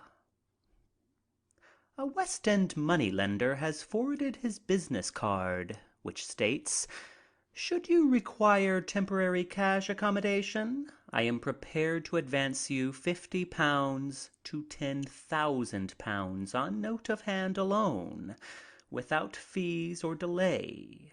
All communications strictly private and confidential."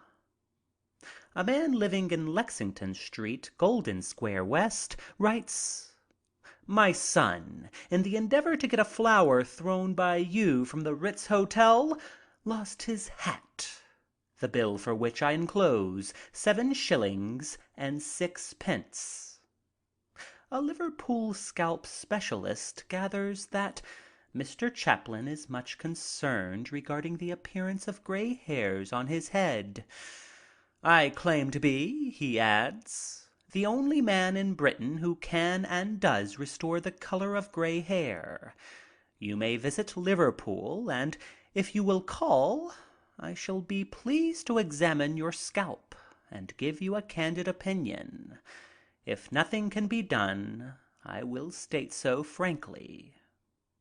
Is there any chance, writes Mrs. Violet Payne of 8 Angel Road, Brixton, of you requiring for your films the services of twin small boys nearly 4 years old and nearly indistinguishable? An American agent has recently been in this neighborhood and secured a contract with 2 such small girls, twins, which points to, at least, a demand for such on American films. A widow of 62 writes, I have a half-dozen china tea set of the late Queen Victoria's Diamond Jubilee, and it occurred to me that you might like to possess it. If you would call or allow me to take it anywhere for you to see, I would gladly do so. I have had it 24 years and would like to raise money on it. A South London picture dealer writes, if ever you should be passing this way when you are taking your quiet strolls around London, I would like you to drop in and see a picture that I think might interest you. It is the Strand by Night, painted by Arthur Grimshaw in 1887.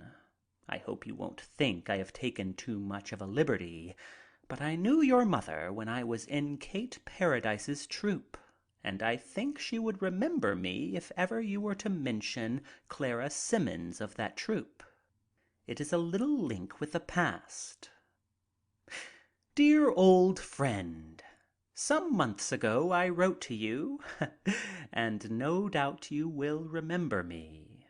I was in Casey's court, and as you know, we had Mr. Murray for our boss. You have indeed got on well. I myself have only come home this month from being in Turkey for 8 years. Dear old boy, I should like to see you when you come to London.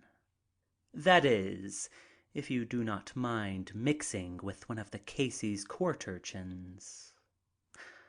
A Billingshurst, Sussex mother writes, would you grant a few moments' interview to a little girl of 9, small for her years, whom I am anxious to start on the films?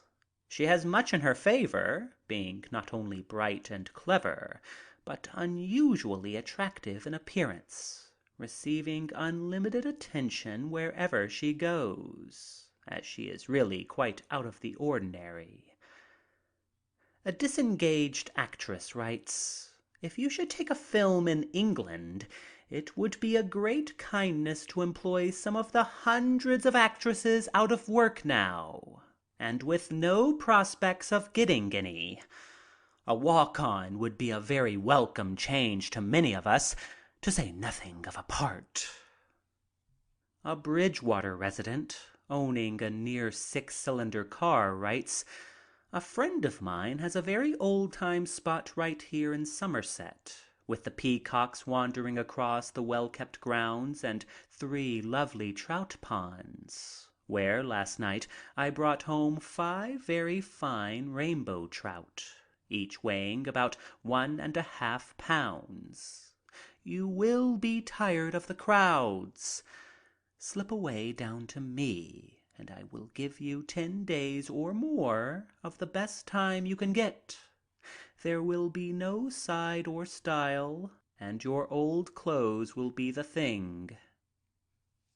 My husband and I should consider it an honor if during your visit to South London you would call and take a homely cup of tea with us. I read in the paper of your intention to stay at an old-fashioned inn, and should like to recommend the White Horse Inn at Sheen, which I believe is the oldest in Surrey. It certainly corresponds with your ideal. Welcome to your home town. Jean D. Deschamps.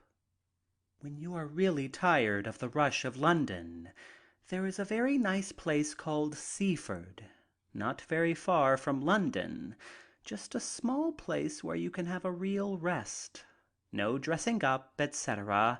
And then fishing, golf, and tennis, if you care for the same. You could put up at the hotel or here. There will be no one to worry you. Don't forget to drop us a line. Yours sincerely, E.M.W.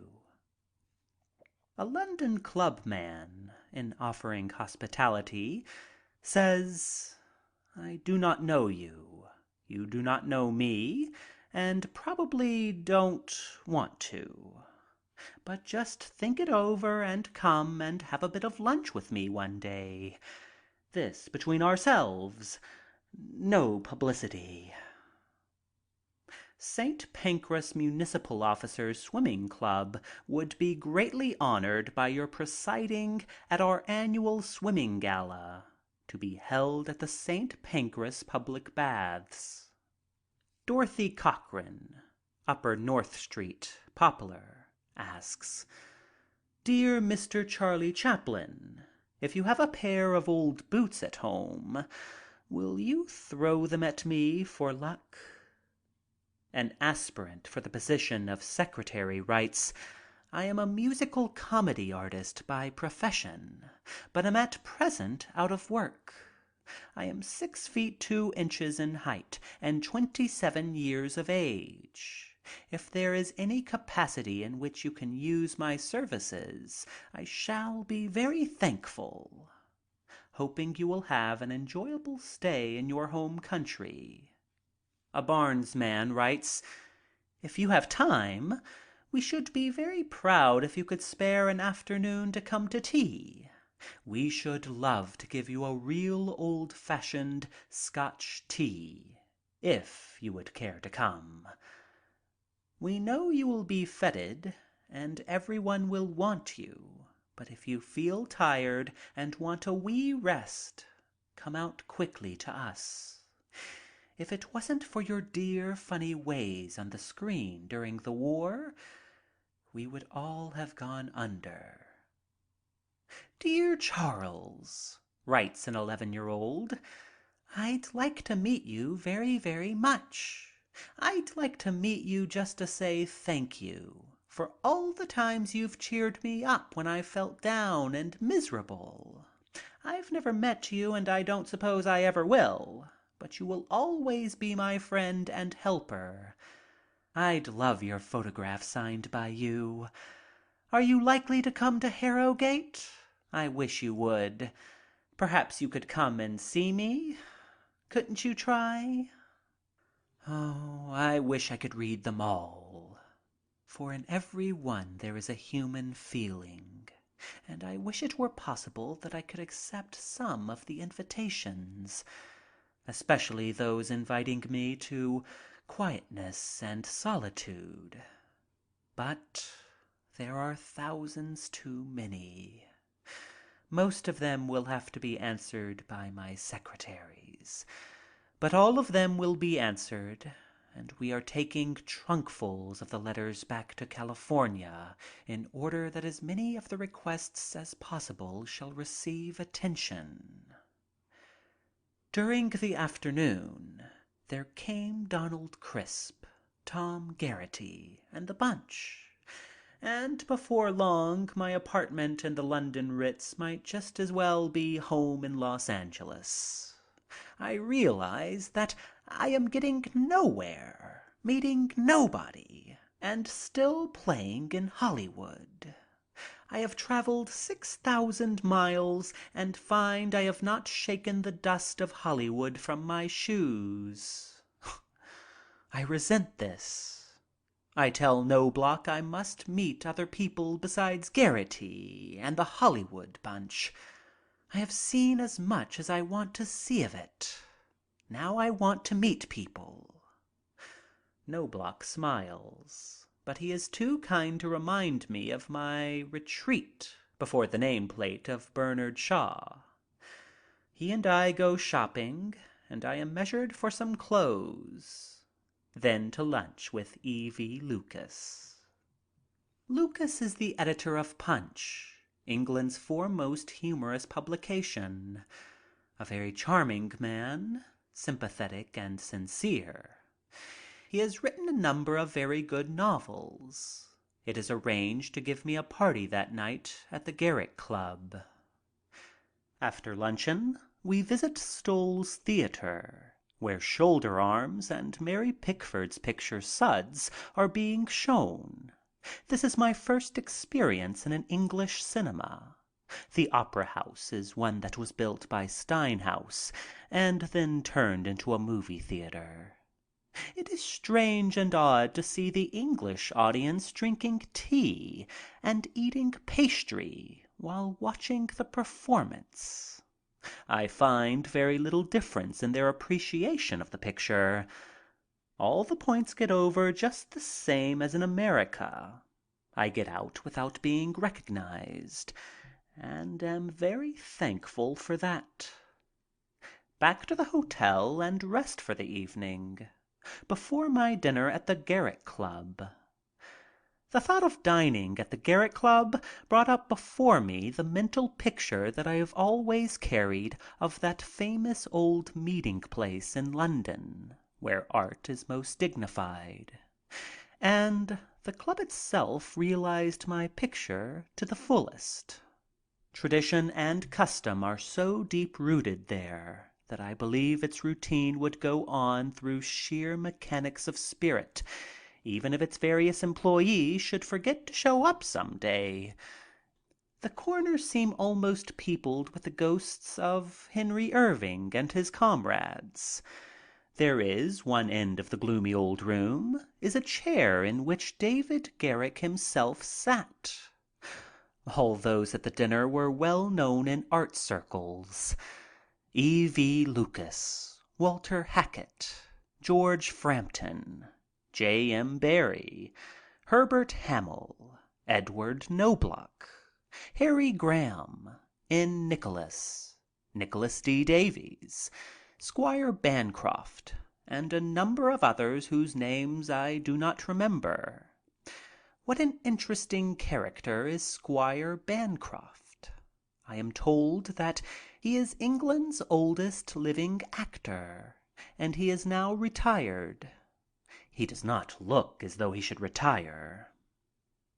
I am late, and that adds to an embarrassment which started as soon as I knew I was to meet Barrie and so many other famous people. There is Barrie. He is pointed out to me just about the time I recognize him myself. This is my primary reason for coming, to meet Barrie. He is a small man with a dark mustache and a deeply marked, sad face, with heavily shadowed eyes. But I detect lines of humor lurking around his mouth. Cynical? Not exactly. I catch his eye and make motions for us to sit together, and then find that the party had been planned that way anyhow. There is the inevitable hush for introductions. How I hate it. Names are the bane of my existence. Personalities, that's the thing.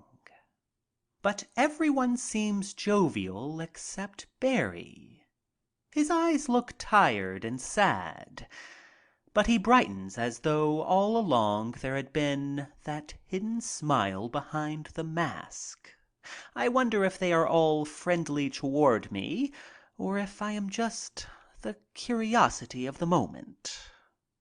There is an embarrassing pause after we have filed into the dining room, which E.V. Lucas breaks. "Gentlemen, be seated." I felt almost like a minstrel man, and the guests took their seats as simultaneously as though rehearsed for it. I feel very uncomfortable mentally. I cough. What shall I say to Barrie? Why hadn't I given it some thought? I am aware that Squire Bancroft is seated at my other side. I feel as though I am in a vise with its jaws closing as the clock ticks. Why did I come? The atmosphere is so heavy, yet I am sure they all feel most hospitable towards me. I steal a look at Squire Bancroft. The old tragedian looks every bit the eminent old-school actor. The dignity and tradition of the English stage is written into every line in his face.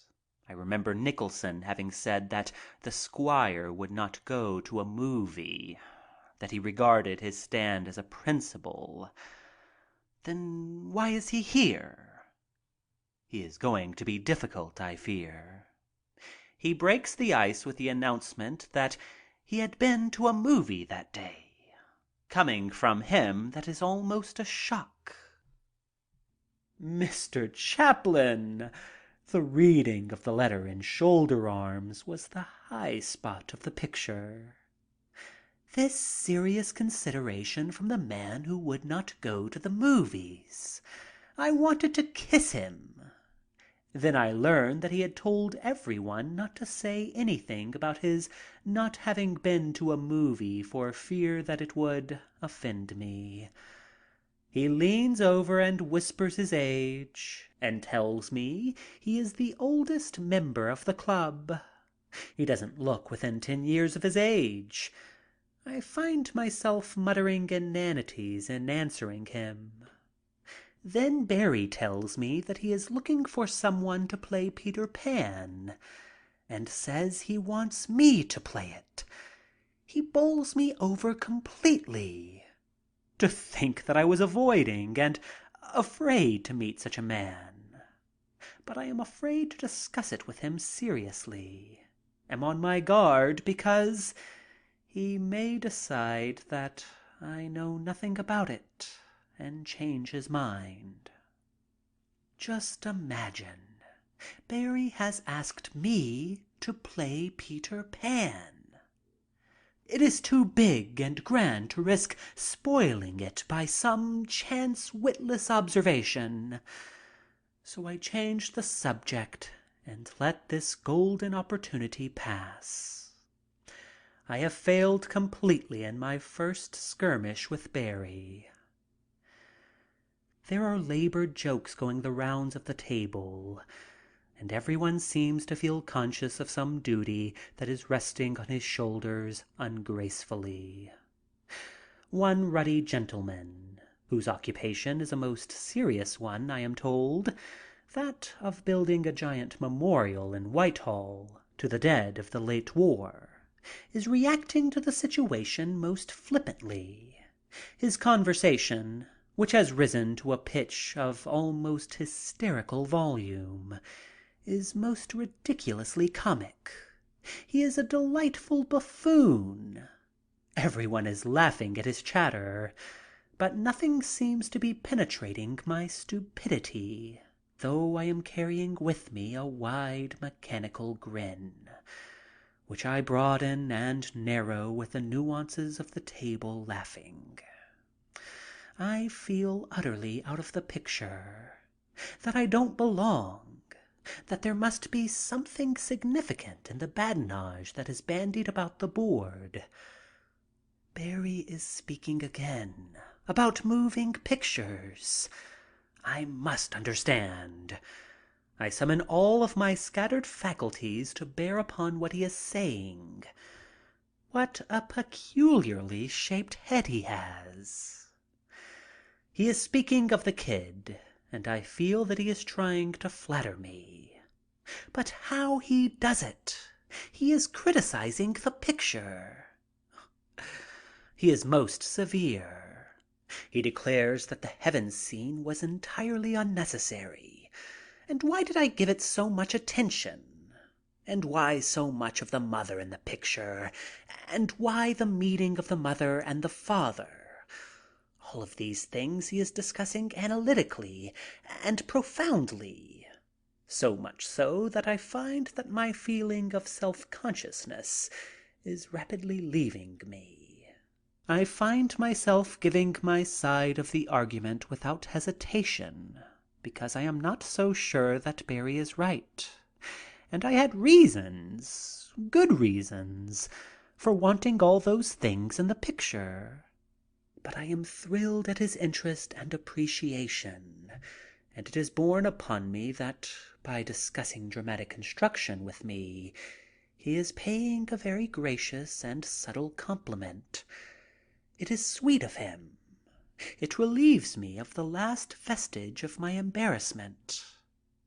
"But, Sir James," I am saying, "I cannot agree with you. Imagine the metamorphosis." And so our discussion continues easily and pleasantly. I am aware of his age as he talks, and I get more of his spirit of whimsicality. The food is being served, and I find that E.V. Lucas has provided a treacle pudding, a particular weakness of mine to which I do justice. I am wondering if Barrie resents age, he who is so youthful in spirit. There seems to be lots of fun in the general buffoonery that is going on around the table, but despite all efforts to the contrary, I am serving a diet of silence. I feel very colorless, that the whole conversation that is being shouted is colorless. I am a good audience. I laugh at anything and dare not speak. Why can't I be witty? Are they trying to draw me out? Is it phony? Maybe I am wrong and there is a purpose behind this buffoonery. But I hardly know whether to retaliate in kind or just grin. I am dying for something to happen. Lucas is rising. We all feel the tension. Why are parties like that? It ends. Barrie is whispering, "Let's go to my apartment for a drink and a quiet talk." And I begin to feel that things are most worthwhile. Knobloch and I walk with him to Adelphia Terrace, where his apartment overlooks the Thames Embankment. Somehow this apartment seems just like him, but I cannot convey the resemblance in a description of it. The first thing you see is a writing desk in a huge room beautifully furnished and with dark wood paneling. Simplicity and comfort are written everywhere. There is a large Dutch fireplace in the right side of the room, but the outstanding piece of furniture is a tiny kitchen stove in one corner. It is polished to such a point that it takes the aspect of the ornamental rather than the useful. He explains that on this he makes his tea when servants are away. Such a touch, perhaps, just the touch to suggest Barrie. Our talk drifts to the movies, and Barrie tells me of the plans for filming Peter Pan.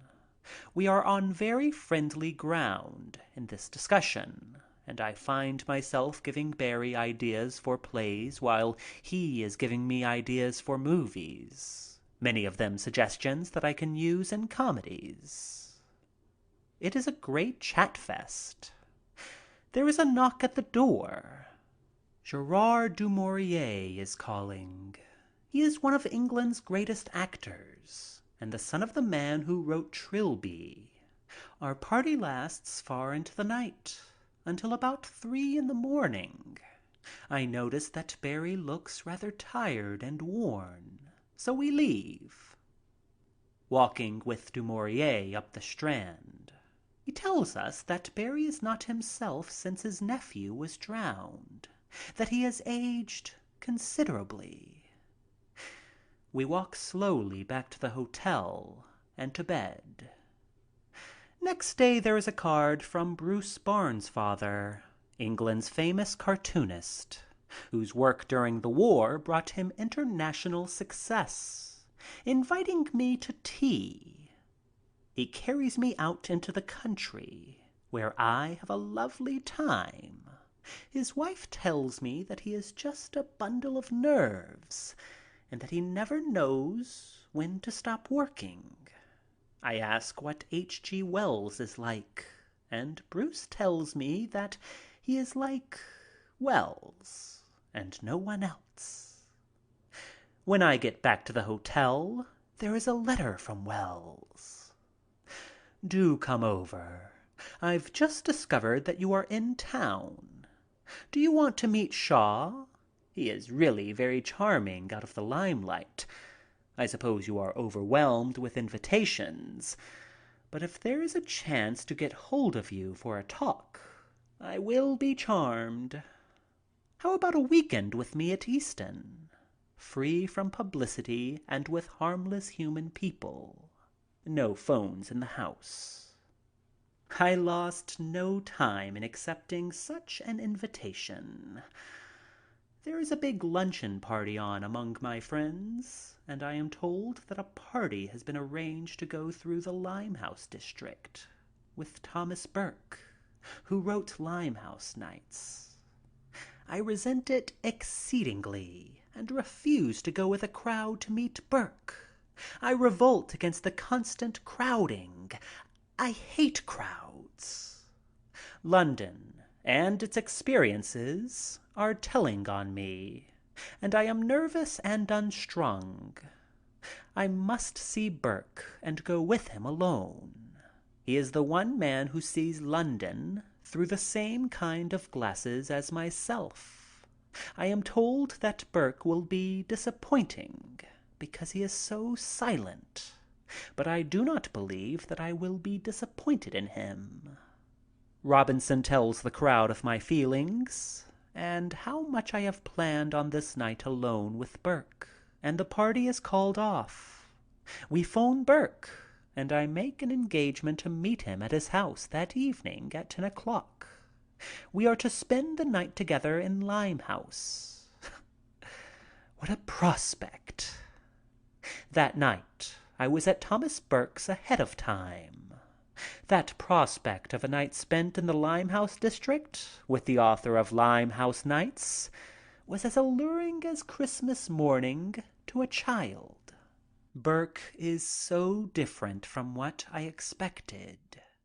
Limehouse Nights had led me to look for someone physically, as well as mentally, big, though I had always pictured him as mild-mannered and tremendously human and sympathetic. I notice even as we are introduced that Burke looks tired, and it is hard to think that this little man with the thin peaked face and sensitive features is the same one who has blazed into literature such elemental lusts, passions, and emotions as characterize his short stories. I am told that he doesn't give out much. I wonder just who he is like. He is very curious. Doesn't seem to be noticing anything that goes on about him. He just sits with his arms to his face, leaning on his hand and gazing into the fire.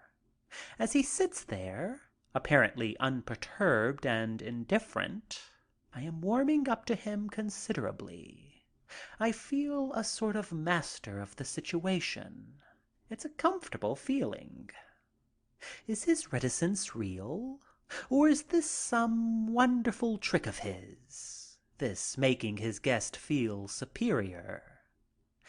His tired-looking, sensitive eyes at first seem rather severe and serious, but suddenly I am aware of something keen, quick, and twinkling in them.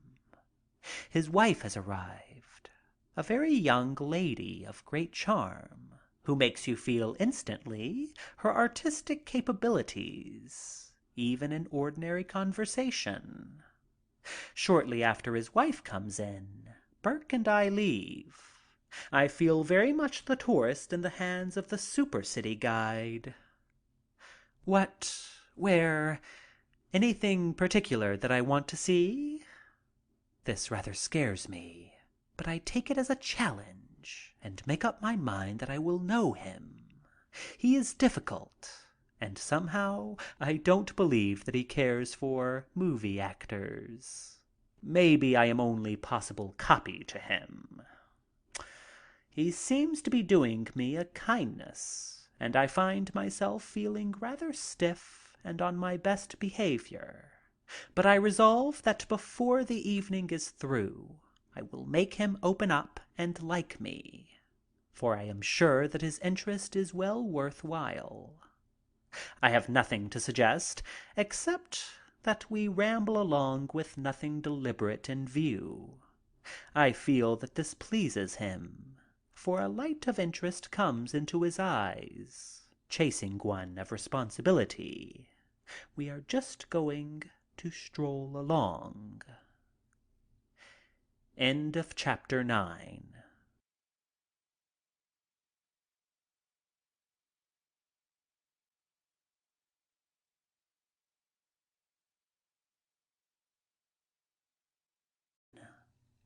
I meet Thomas Burke and H.G. Wells. As Burke and I ramble along toward no place in particular, I talk about his book. I have read Limehouse Nights as he wrote it. There is nothing I could see half so effective.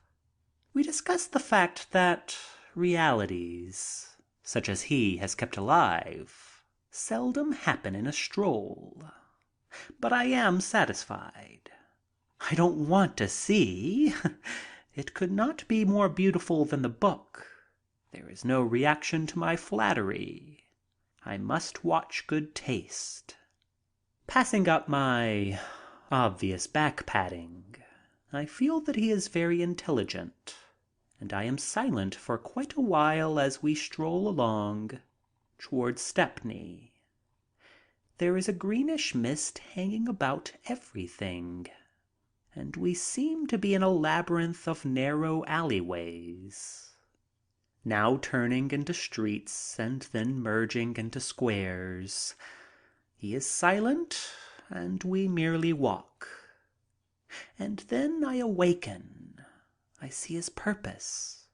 I can do my own story. He is merely lending me the tools.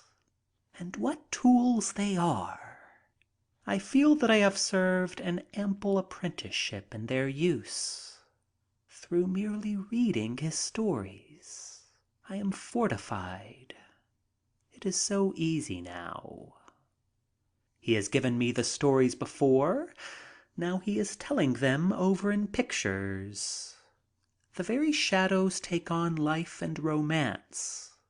The skulking, strutting, mincing, hurrying forms that pass us and fade out into the night are now becoming characters.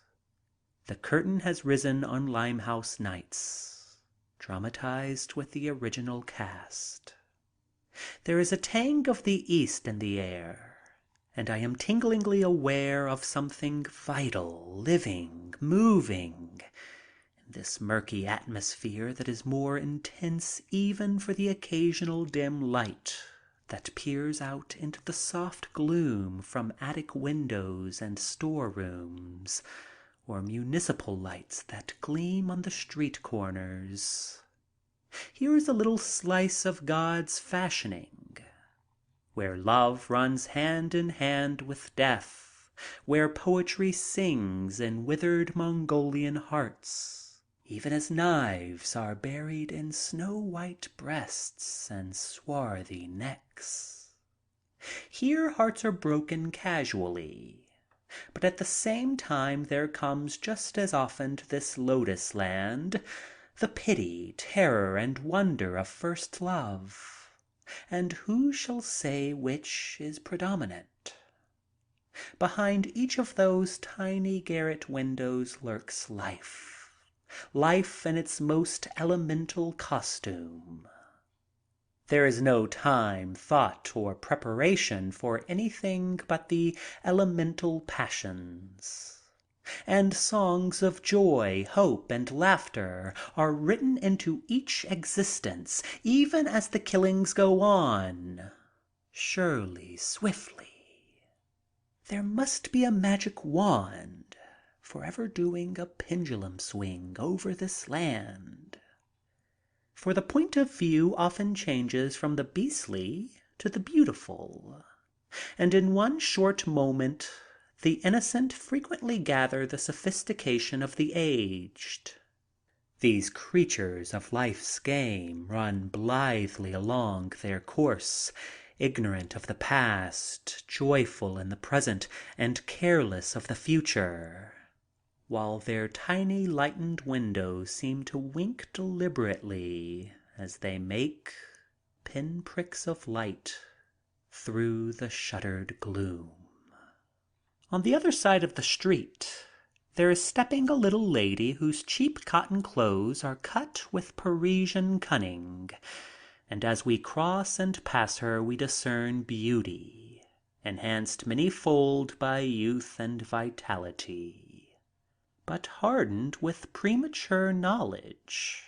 I can't help but think of little Gracie Goodnight, the little lady who resented the touch of a chink, so much so that she filled the fire extinguishers in his place with oil, and when he was trapped in the blazing building, calmly and with a baby smile upon her face, poured the contents of the extinguisher over him and his furniture. There's the Queen's Theater, bringing forward a mental picture of little Gina of Chinatown, who stopped a panic in the fire-frightened audience of the Playhouse as her debut offering on the stage. Little Gina, who brought the whole neighborhood to her feet in her joyous dancing delight. Little Gina, who at 14 had lived, laughed, and loved, and who met death with a smile, carrying the secret of him with her. Every once in a while Burke merely lifts his stick and points. His gesture needs no comment.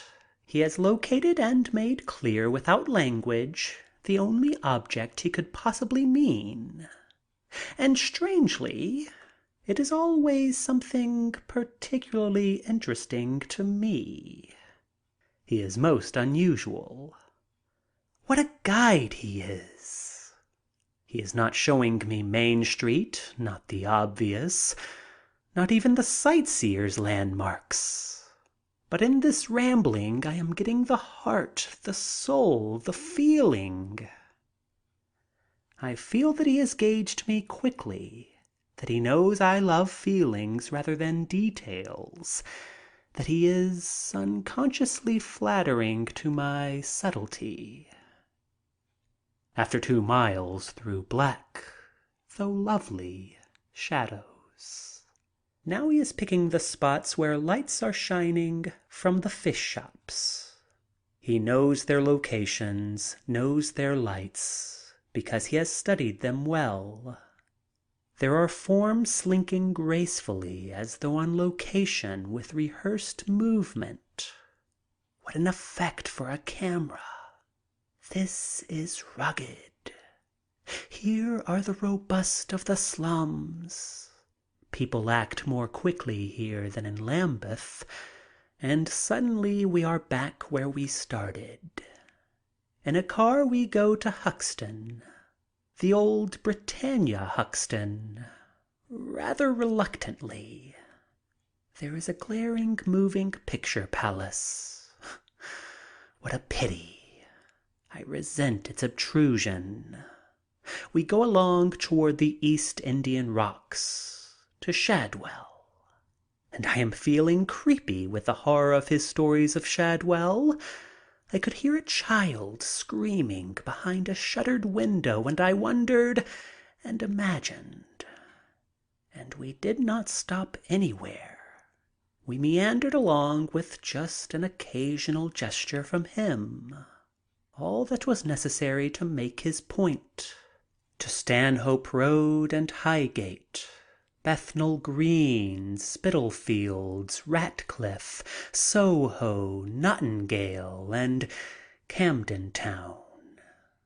And through it all I have the feeling that things trivial, portentous, beautiful, sordid, cringing, glorious, epical, hateful, lovable things are happening behind closed doors. I people all those shacks with girls, boys, murders, shrieks, life, beauty. As we go back to Highgate, we talk of life in the world outside this adventurous utopia. He tells me that he has never been outside of London, not even to Paris. This is very curious to me, but it doesn't seem so as he says it. He tells me of another book he has ready, and of a play that he is working on for early production. We talked until 3 a.m, and I went back to my hotel with the same sort of feelings that I had at 12, when I sat up all night reading Stevenson's Treasure Island. The next day I did some shopping, going through the Burlington Arcade, where I was measured for boots. How different is shopping here! A graceful ceremony that is pleasing even to a man. The sole advertisement I see in the shop is "Patrons to His Majesty." It is all said in that one phrase, and the same methods have been in vogue at this bootmaker's for centuries. My foot is placed on a piece of paper and the outline drawn. Then measurements are taken of the instep, ankle, and calf, as I want riding boots. Old-fashioned, they will probably continue until the end of time.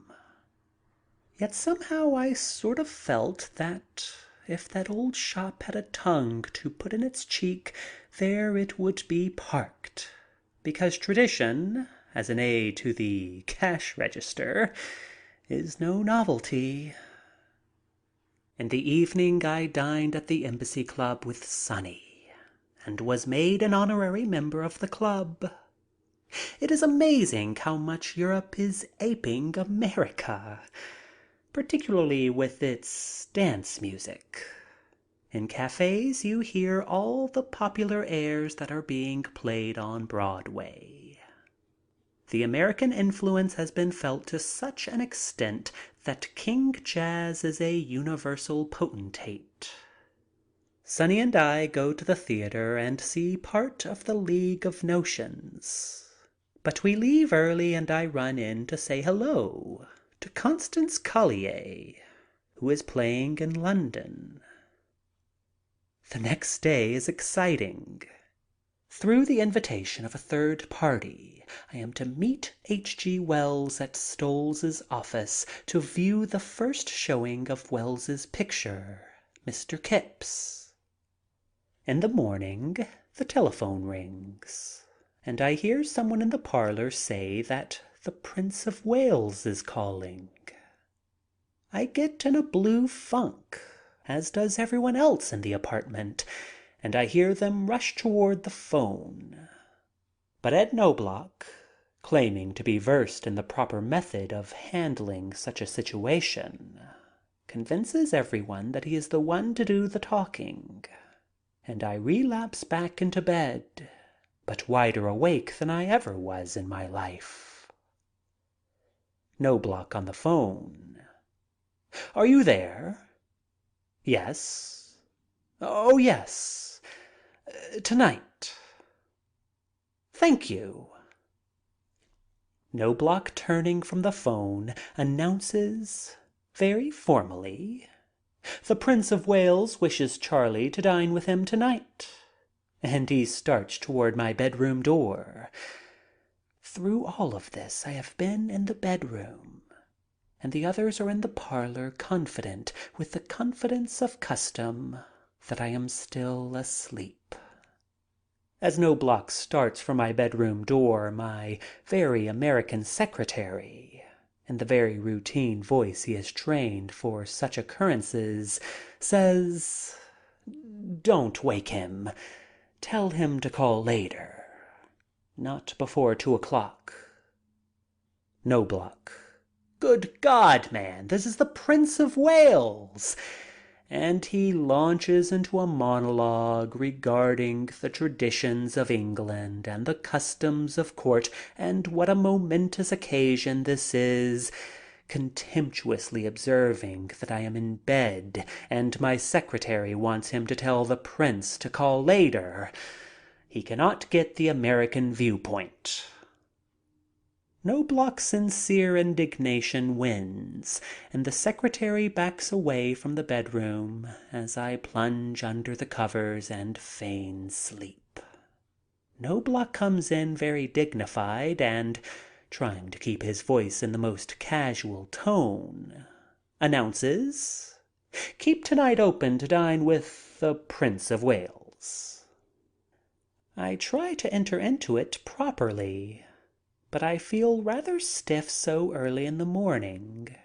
I try to remonstrate with him for having made the engagement. I have another engagement with H.G. Wells, but I am thrilled at the thought of dining with the Prince in Buckingham Palace. I can't do it. What must I do?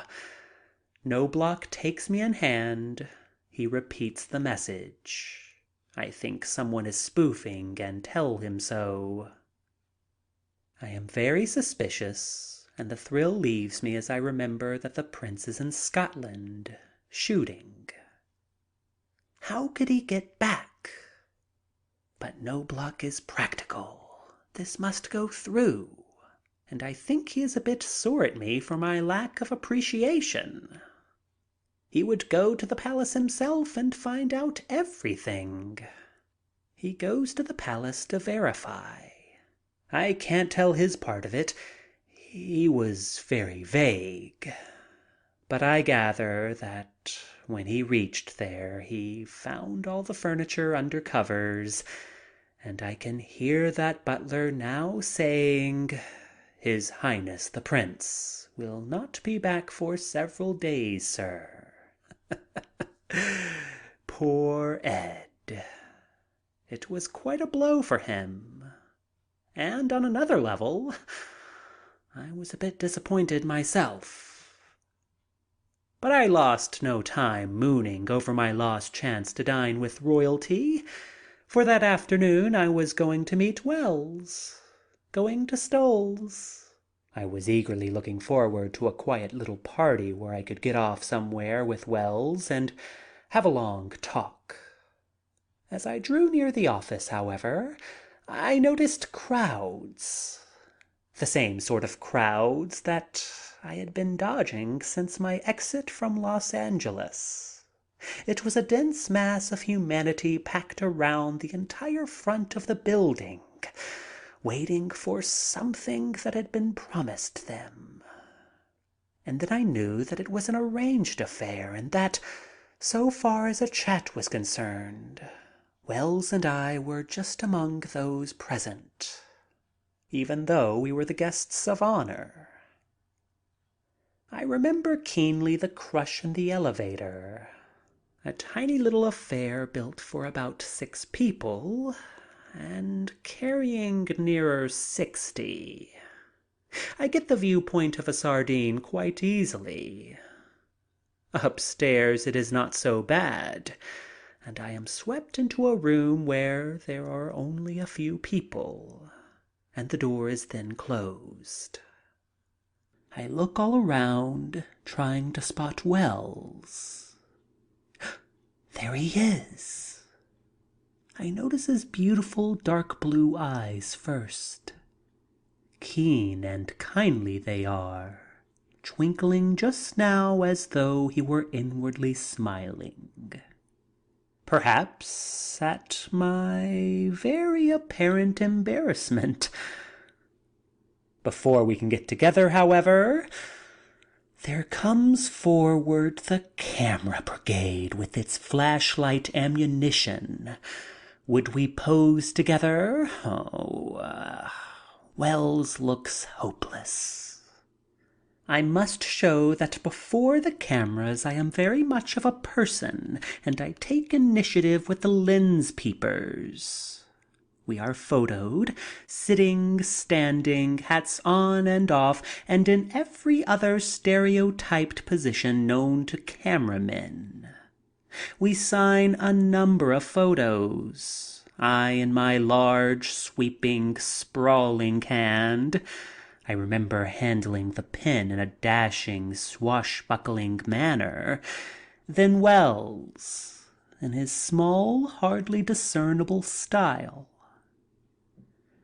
I am very conscious of this difference, and I feel as though I had started to sing aloud before a group of grand opera stars. Then there is a quick sketch artist for whom we pose.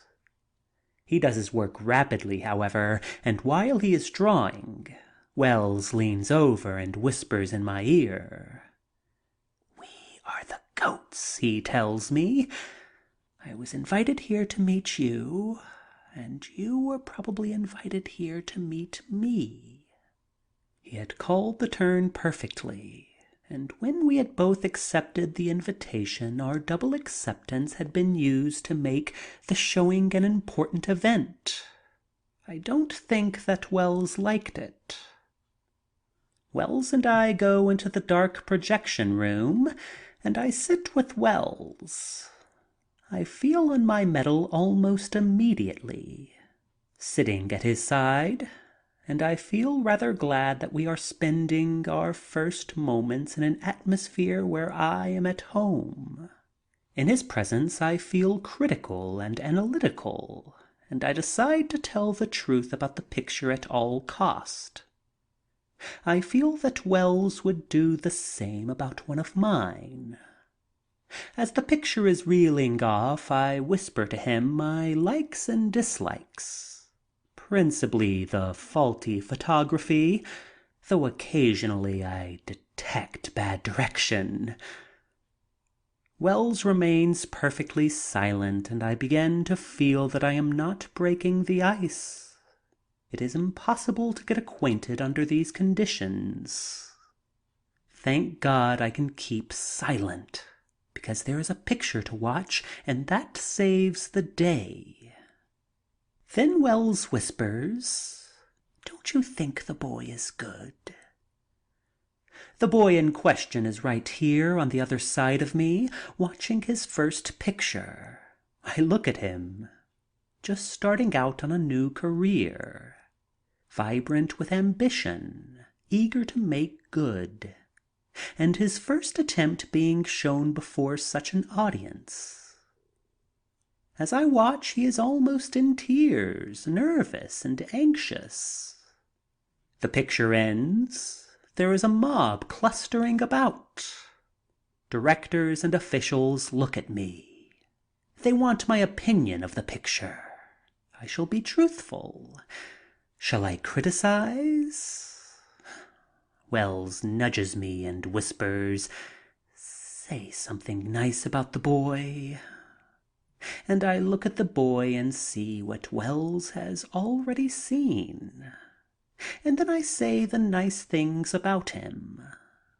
Wells's kindness and consideration means so much more than a mere picture. Wells is leaving, and we are to meet for dinner, and I am left alone to work my way through the crush to the taxi, and back to the hotel, where I snatch a bit of a nap. I want to be in form for Wells. There comes a little message from Wells. "Don't forget the dinner. You can wrap up in a cloak if you deem it advisable, and slip in about 7:30, and we can dine in peace. H.G. Wells, Whitehall Court, entrance 4. We talk of Russia, and I find no embarrassment in airing my views. But I soon find myself merely the questioner. Wells talks, and Though he sees with the vision of a dreamer, he brings to his views the practical. As he talks, he appears very much like an American. He seems very young and full of pep. There is the general feeling that conditions will right themselves in some way. Organization is needed, he says, and is just as important as disarmament. Education is the only salvation, not only of Russia, but of the rest of the world. Socialism of the right sort will come through proper education. We discuss my prospects of getting into Russia. I want to see it. Wells tells me that I am at the wrong time of the year, that the cold weather coming on would make the trip most inadvisable. I talk about going to Spain, and he seems surprised to hear that I want to see a bullfight. He asks, why? I don't know, except that there is something so nakedly elemental about it. There is a picturesque technique about it that must appeal to any artist. Perhaps Frank Harris's Matador gave me the impulse, together with my perpetual quest for a new experience. He says that it is too cruel to the horses. I relax as the evening goes on, and I find that I am liking him even more than I expected. About midnight, we go out on a balcony just off his library, and in the light of a full moon we get a gorgeous view of London.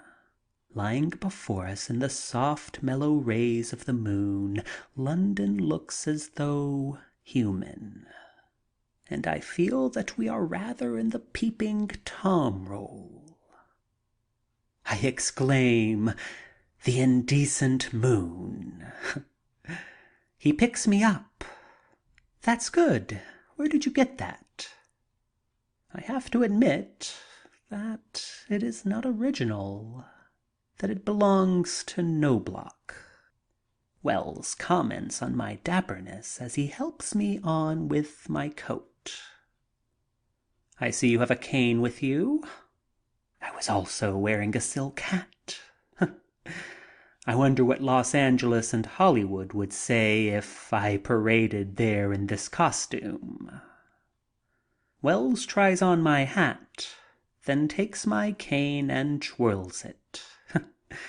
The effect is ridiculous, especially as just at the moment I notice the 2 volumes of the Outline of History on his table. Strutting stagily, he chants, "You're quite the fellow, don't yer know?" We both laugh. Another virtue for Wells. He's human. I try to explain my dress. Tell him that it is my other self, a reaction from the everyday Chaplin. I have always desired to look natty, and I have spurts of primness. Everything about me and my work is so sensational that I must get reaction. My dress is a part of it. I feel that it is a poor explanation of the paradox. But Wells thinks otherwise. He says I notice things, that I am an observer and an analyst. I am pleased. I tell him that the only way I notice things is on the run. Whatever keenness of perception I have is momentary, fleeting. I observe all in 10 minutes, or not at all. What a pleasant evening it is! But as I walk along toward the hotel, I feel that I have not met Wells yet. And I am going to have another opportunity. I am going to have a weekend with him at his home in Easton. A weekend with Wells at home with just his family. That alone is worth the entire trip from Los Angeles to Europe. End of chapter 10.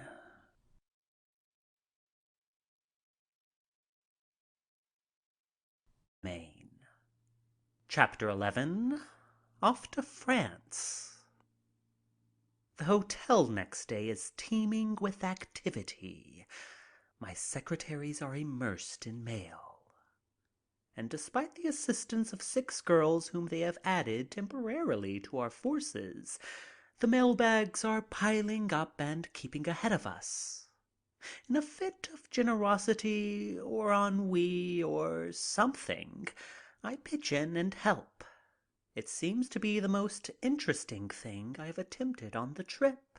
Why didn't I think of it sooner? Here is drama. Here is life in abundance. Each letter I read brings forth new settings, new characters, new problems. I find myself picking out many letters asking for charity. I lay these aside.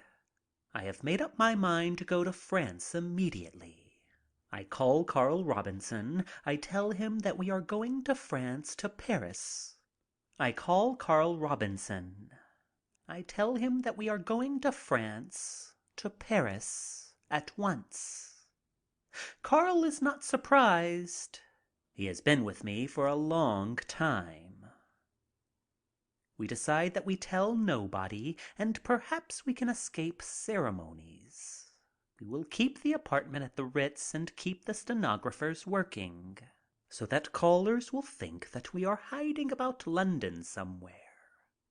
We are going to leave on Sunday, and our plans are perfected in rapid order. We plunge about in a terrible rush as we try to arrange everything at the last minute without giving the appearance of arranging anything. And in spite of everything, there is a mob at the station to see us off, and autograph books are thrown at me from all sides. I sign for as many as I can, and upon the others I bestow my prop grin. Wonder if I look like Doug when I do this. We meet the skipper. What does one ask skippers? Oh, yes. How does it look today for crossing? As I ask, I cast my weather eye out into the channel, and it looks decidedly rough to me. But the skipper's just a bit choppy disarms me. I am eager to get on the boat, and the first person I meet is Baron Long, owner of a hotel in San Diego. Good heavens! Can't I ever get away from Hollywood? I am glad to see him, but not now. He is very clever, however. He senses the situation, smiles quick hellos, and then makes himself scarce.